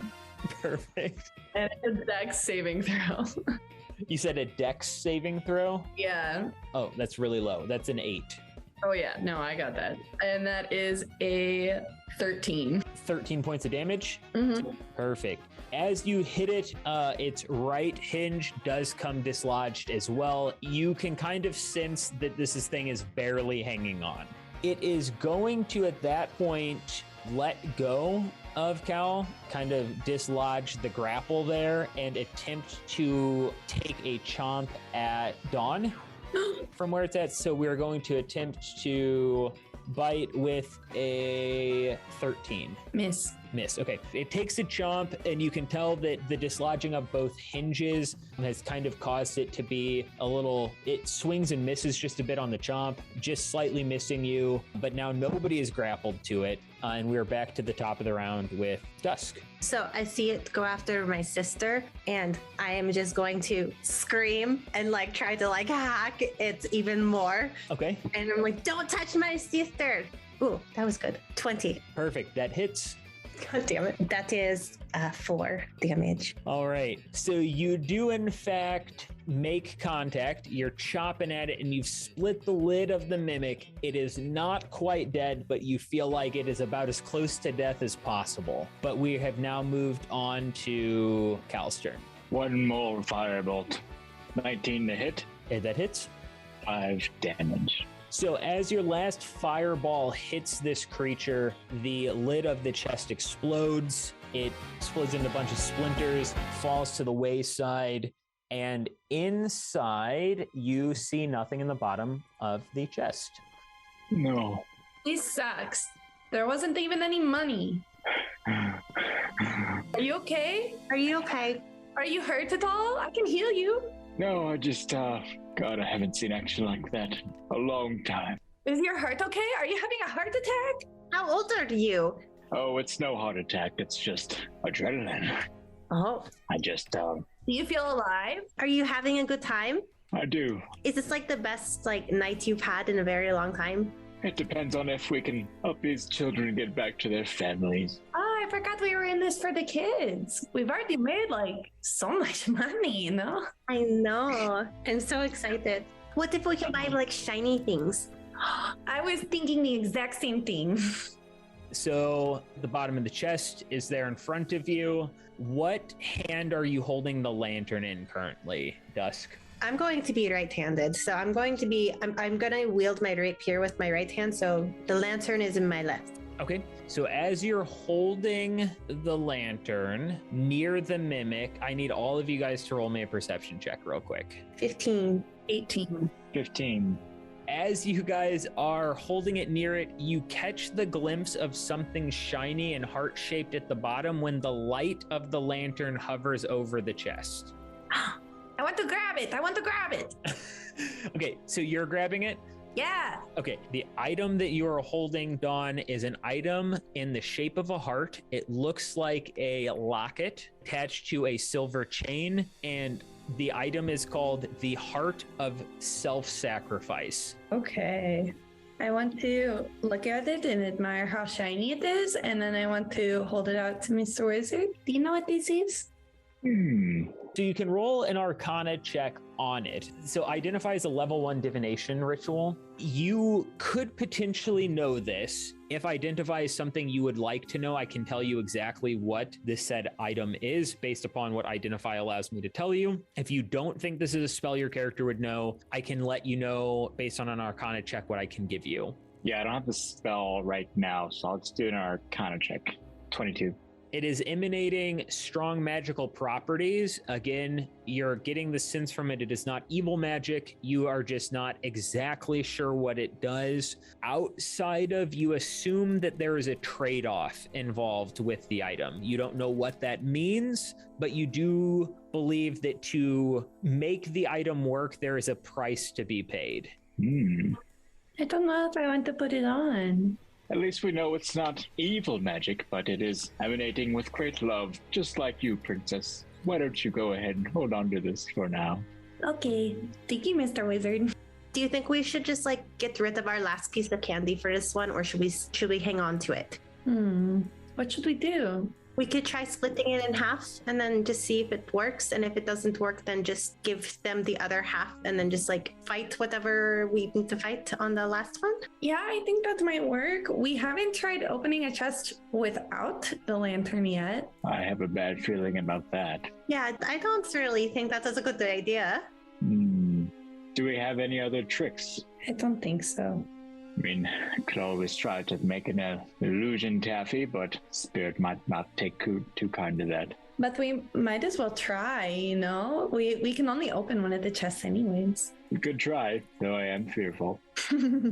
Maybe I can do it because I'm actually pretty strong. I think I'm stronger than you, actually. I think she is stronger than you. I wouldn't want you girls in any danger. I'm not sure. We've gone too far already. Give me the torch. I'm going to try to rip the taffy in half. Okay. So you touch the chest, it pops up, says Trick or treat. as you put the half piece in it, it's holding out its hand. It kind of looks at you, looks at the other specter, and the specter gives it a slight nod. The other one giggles and it vanishes and the chest pops open. What the heck? Okay, I look in the chest. Maybe we should also split that other half in half again. What if there's more specters? Then I don't know, but I don't really think it's going to work because did we see him look at the other specter and the other specter nod? You did. Okay, so he knows. Okay, as you open the chest, you shine the light of the lantern inside the chest and you see another heart-shaped object at the bottom of this chest. I found another one. I grab it. You also find yourself holding a heart of self-sacrifice. I think this means that now Cal will also get the heart. Me too. Okay, let's go over to the other chest. You walk over to the other chest. I went to wave at the ghost as I pass. It doesn't do anything as you pass other than follow the lantern. And then I touch the chest while I'm holding the lantern. It pops up in front of you and it screams immediately. And then it stops, laughs, and says, "Trick or treat." Oh, that was a funny trick. I give the other half. It takes the candy and vanishes. And the lock pops open. Cal, come over here and get your little heart. I will open it though. Yes, I'll take one. You open the chest and you find a heart-shaped item in there, and your heart is known as the Heart of Redemption. You have a different heart. Consider these our friendship charms. That is so cute. As you guys reach into that third chest, removing the last heart, you see the room spin in a dark haze one last time, and you guys appear in this room here. You are greeted with a room of 4 chests and 1 specter. All the chests look identical. The specter looks identical to the ones that you've seen, but it is standing there, and this is what you see. Well, now this is very confusing. Don't have any candy. I think this is the time for the illusion candy. We still have the lantern? You still have the lantern. I think Don has it. Maybe it is time for illusion candy. I will be the one to open the chest, but you show him the candy, okay? Deal. Let's do it. Wait. First, is there anything else in the room? And check to see if there's just anything that looks peculiar about the room, any sort of patterns on the walls or on the floors or any other equipment around. Perception check, 5. Pretty much everything looks identical to what you're used to seeing in the other rooms, just the shape of the room is different. Oh, Don, I have an idea. So if the illusion candy doesn't work, maybe you can perform. That's our backup option. Maybe performance first. I feel like if we drop something pretend in its hand, it might scream again, like it did with the coin. That's true. Maybe somebody else should hold the torch so I can play my lyre. I'll hold the torch. So you have the lantern, you're standing next to Dawn. Has anybody touched the chest yet? Not yet. Should I open it? Yes. I'm going to touch the chest. Okay. The lock pops open. I'm going to open the chest. You open the chest and see a pile of cloth laying in the middle of the chest. Is it magical? I'm going to make an Arcana check. That's a 6. That's a 6. You don't pick up any magic remnants on this thing. Now, one thing, as you are looking at it, you notice it's not just a pile of cloth, it's an actual article of clothing. You just can't make out what it is, and you have no idea if it has magical properties about it. But you have identified it actually has a purpose to it. Oh, it's fine. I pick it up. You find yourself holding the Cloak of Communication. It's a cloak. Can I do an Arcana check on it? You can. 24. You believe you have seen this before. You don't know exactly where, but you do believe that this allows the user to communicate over a certain amount of distance with somebody else. You're not exactly sure why you know that, but you do believe that this is something that allows you to communicate at a distance with somebody else. I tell it to my friends. We could talk to Bunny. Oh my gosh, could we talk to Bunny? I'm going to put the cloak on. You put the cloak on, and Can your pet bunny help us solve this riddle? Silly Mr. Wizard, Bunny is not our pet. Bunny is your bunny companion? Mr. Wizard, sometimes you say the funniest things. Bunny is our mother. Ah, that is a very unique name for your mom. I am confused. Is your mother a fluffy little animal, or is she your mother? Or is your father? Oh, Bunny is like a big woman. She has bigger muscles than you. Oh, She also has a scar on her face. It's very beautiful. Did you know in orc-like culture, scars are considered very beautiful? oh, that's so sweet. Then consider me a beauty. Oh. Are you crying? Are you okay? I humor myself sometimes. so you reach out and you do hear your mother's voice on the other end. Nobody else hears this. Mama, Bunny, can you hear me? Yes? Dusk, is that you? Yeah. Oh my goodness. How are you?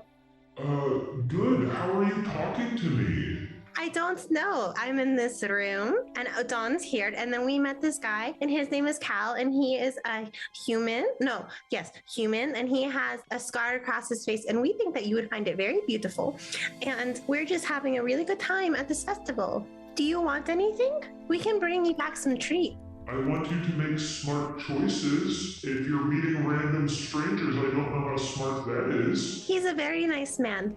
Yeah, I'm older than you. I know what older men do. Be careful, please. Don't worry. We stick together, you know, and I'm like practicing and like, you know, stabbing things. And we just, oh my gosh, Bunny, we just killed this like thing that looked like a chest, but it wasn't a chest and it had teeth and it like Cal got stuck on it. And oh my gosh, you should have seen Dawn. She like caused so much damage to it and she killed it. Hi, Bunny. She says hello.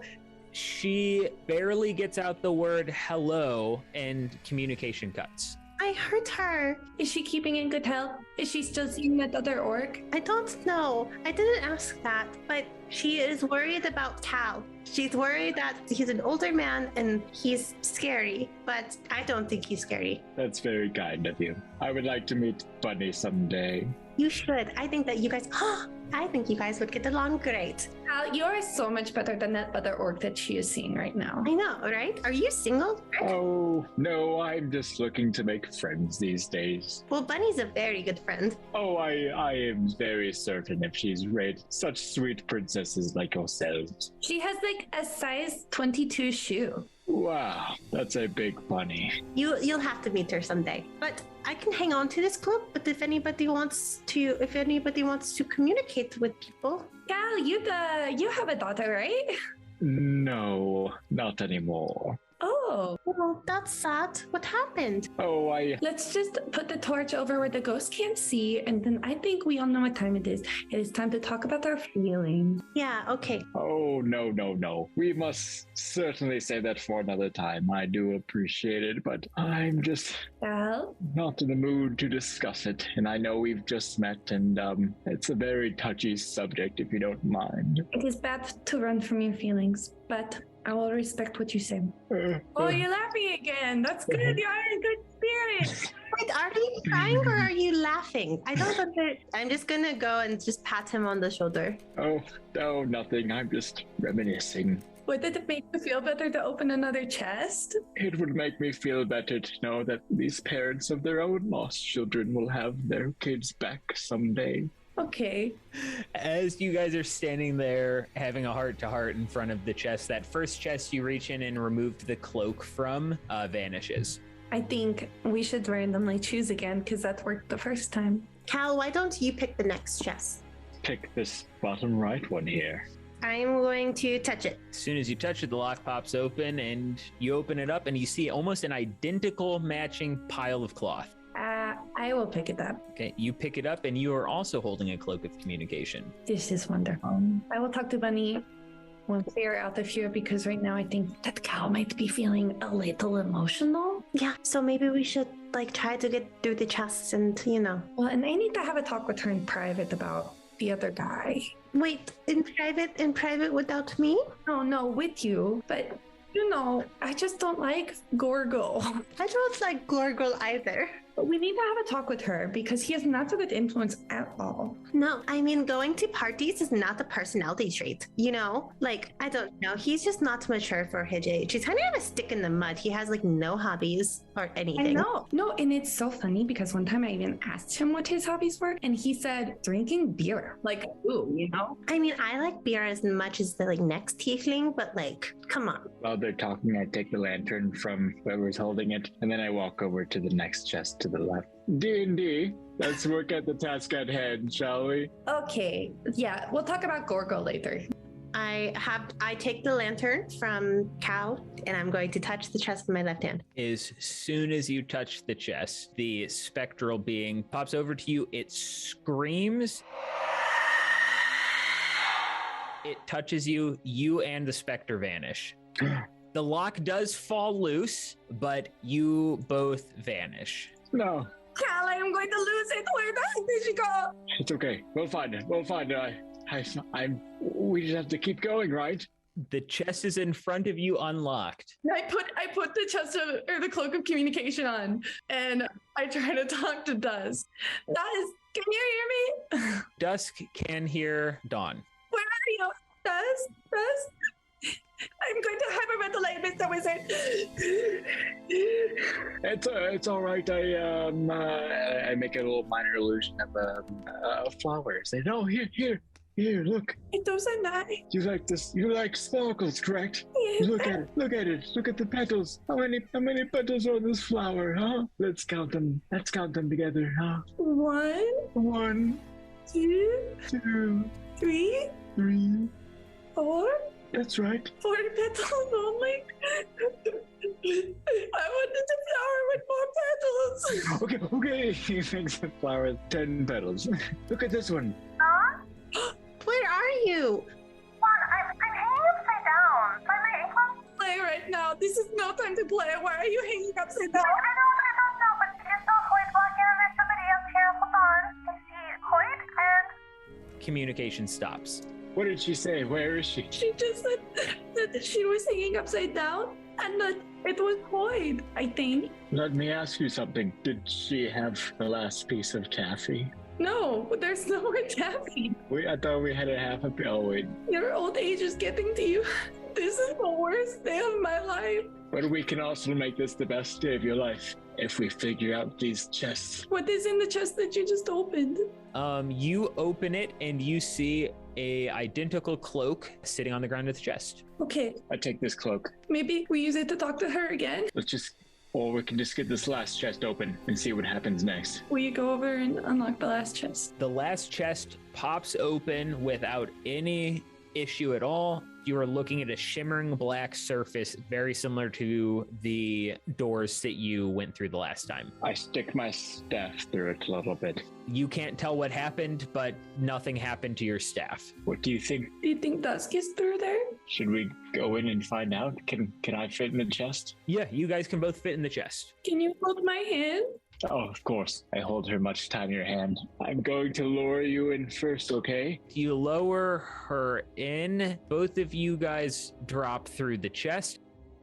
You have appeared in this room. You came in from a different side. Instead of being on the southern side, you are on the northern side of the room now up here. You guys have all walked in. In front of you, you see 2 chests facing you, 2 chests facing away from you on a big blue rug, and that is all you see at the moment, except for you guys all see a glimpse of a spectral being here. You guys are all close enough within eyesight that you would see this.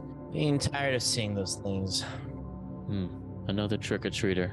Get this man a pickle. I got it. Don't you worry. I'm gonna take my pickle. I'm gonna take like a third of it off. Okay. I'm gonna walk up to the spectrum and say, "Here you go, little guy. Trick or treat. Something delicious to eat." So tell me exactly what you're doing right now while handing the pickle to the spectral being. I need to know. So assume a spectral being is standing in front of you, hands kind of like by its side. What are you attempting to do? I have the pickle nub, and I'm holding it out straight in front of me, making it very clear that I'm trying to just give it to him. Here you go. Take the pickle. So as you reach towards it and you're holding the pickle out, its right hand comes up, almost like it's like an Oliver Twist style thing, like holding out its hand because it wants something. So then I'd put the pickle in the hand. I need to know, are you dropping it into the hand? Are you placing it in the hand? Well, Yana, he already tried touching these astral things. He doesn't know if it's going to just like fall to the ground. So he is like slowly putting it in the palm and just like trying to see if there's some sort of reassurance that it's not just going to like fall to the ground. Can't waste that pickle. So, because of the size of the nub of pickle you're holding, the way that the spectral's hand is out, your wrist makes contact with the spectral's fingers. It screams. You drop the pickle, you and the specter disappear. What? And that was the end of Yana. What? And we will go from there. But yes, you hear the same identical loud screech the first time Yana attempted to give a pickle to the spectral being, or Zog did, and the pickle drops to the ground, the little pickle nub. But Yana and the spectral being have both vanished. Okay. Nelisian would rush to where they were at. Okay. Pull the lantern back out and just kind of start looking around, hoping that the lantern will reveal something like it revealed the spike. You do not see anything in the vicinity of the spectral being and or Yana. Zog, they've disappeared. That's weird. I'll do a quickly do a full circle. Any clues around? So Zog is looking for clues, so give me a perception check. Do an investigation check for me there, Nelisian, as you're checking out the room. Okay. I got 10. 8 on mine. So on the perception check, you don't see any clues per se. You do notice that one of the chests looks slightly different than the others that you'd seen. 3 of the 4 look identical to the 3 that you guys have seen in the previous rooms. The 4th one looks slightly different. Nothing crazy, just kind of a different hue to it. For the investigation check, you don't notice anything out of the ordinary other than you feel like there has been somebody or something else here recently besides you guys and the spectral being. You can't really tell where, but you have this feeling about you as you're looking around the room that things are a little bit disheveled and not as neat as the other rooms. It looks like things have been tampered with. I'm gonna go to the different chest and just kind of poke it with my sword. So as you get to that chest, what you've noticed about it is there was something inlaid into the trim of the chest. So like imagine where the clasp for the upper lid wraps around. There's something inscribed in there. It's a bunch of different languages written all around the outside. You recognize some, you don't recognize all of them. They're all languages you've seen, you just don't understand most of them. And all it says is one of many in the languages you do recognize written around it. That's the only difference you see there. The chest itself is fine, but the hinge around it has some writing on it. And you said nothing was revealed by the lantern? Correct, yeah, nothing was revealed by the lantern. Were you including the chests with that or just the room? Because if not, I'll... So nothing visually changes on the room, the chests, or anything like that. Okay. Again, all of the chests are closed at this point, but nothing has changed visually that you've seen throughout the room. So seeing Zog kind of really look at that chest, I'll just kind of wait and see what he's going to do. Keep poking it with my sword. You poke it with the sword, nothing happens. Where's George? Maybe there's a clue or a tool inside these chests. I'll open this one first. You open the chest, and right in the center of the chest is a silver coin. So it's not a traditional coin, it's more of like a token. Picture like something about the size of a $50. It doesn't match any currency you're used to seeing. It has a red hand on one side. If you flip it over, it has a squinting eye on the other side. Picture the stealth symbol on Elder Scrolls or any high fantasy game where you're sneaking around, something along those lines. I have Sauron-esque visuals. Okay. When you take the coin out of the chest vanishes. I'll try to open the chest in front of me. You open the chest in front of you. Inside of it, you find a pocket watch. This looks like a typical pocket watch. Yeah, it's kind of like tarnished bronze, if you want to get visuals on it. Kind of like an oldish, copperish color to it. Like I said, tarnished bronze. You don't really notice anything about it other than it kind of looks like a very used pocket watch. The little button you push, when you push it, on the very tip of the button that you'd push to pop the pocket watch open, you also see a tiny little eye on it. But you notice through the tarnishment of the thing, it doesn't look like an eye by itself. It almost looks like you'd picture a third eye looking on like a human third eye, like kind of the mystic all-knowing eye that you see. That's got to be worth something. I'll pick it up. Cool. Pick it up. So then as soon as you do that, this chest also vanishes. Can I pull out my container of mocking and put the pocket watch in there?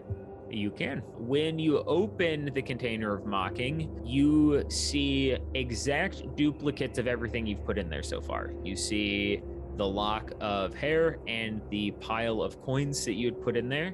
Whoa. What is it? What? There's a lot more money than I put in here. Inside your box? Yeah, and there's 2 locks of hair. So it's not just a simple box. I guess not. I'm gonna close it again with with everything still in there and open it again. So the pocket watch has duplicated, the other 2 have not. 2 for 1 for Zog.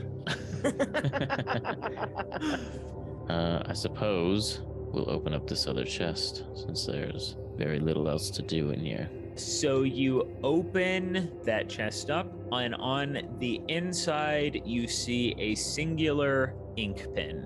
We'll reach in and pick it up. Is there anything special about it, or is it just a normal pin? It looks like a normal pin to you, Mhm. other than you see a singular inscription on it. How many languages do you speak? Common and Elvish and Sylvan and Celestial. You see 9 characters on the pin, 3 in one bunch, 2 in another bunch, and then 4 in the last bunch. So it looks like, picture the equivalent of a Wheel of Fortune puzzle. You just don't know what's in the spots. You recognize 2 of the characters on there. One is in common. It's the letter O. You recognize it in the first spot of the grouping of 3. So it's group of 3, group of 2, group of 4. You notice in the first spot of the group of 3. And then you also recognize the first one in the group of 2 as an O as well, but it's in Celestial. So it's common on the first O, Celestial on the second O. Gotcha. And you don't recognize anything in the last grouping of 4 or any of the others. You just recognize those 2 in particular. I'll carry it over to Zog. Do you recognize any of these letters? In what languages do you speak, Zog? I've got Common, Goblin, and Sylvan. You would recognize the last letter of the first grouping of letters as an E in Goblin. It's weird. It's an E, but I'll just point to where I see the E. Tell Elysian it's an E. I guess last thing to do is open this last chest. So Zog opens the last chest there, and you don't see anything on the inside. This one's empty. Oh, wait, I'll come over. Lantern's still burning. Perfect. As you shine the lantern into the chest, you see a filmy blackness very similar to that of the doors that you guys have walked through a couple of times at the bottom of the chest. Looks like this is our way out, Zog. And I'll hop inside. What does Zog do? I'll follow him. Zog hops inside, and this is where we are going to end it. But what happens is you hop into the room and you are presented by what Zog and Nelisian see as they hop through the chest. They end up in a room, and in front of them is a giant glass pane, and you are looking in at Yana hung suspended upside down by the ankles in chains, overlooking a vast chamber below. And the same thing that Yana sees, you guys also see. You see a bunch of tiny misty creatures or something running around on the floor of the chamber below Yana. Ooh. Yikes. And that is where we're going to call it. I've heard of a cliffhanger. This is my first elf hanger. It's half elf, you bugbear. I like it. Well, that does it for this week's episode of Nerdy 20, a D&D podcast brought to you by the Nerdosphere. Be sure to follow and subscribe for every episode that releases bi-weekly. If you really like what we do, go over to patreon.com/thenerdosphere, where you can find out how to support the show and earn sweet perks while doing so. Be sure to check out our other shows, the Nerdosphere and Anime Ultra. We'll see you in the next one. Bye-bye.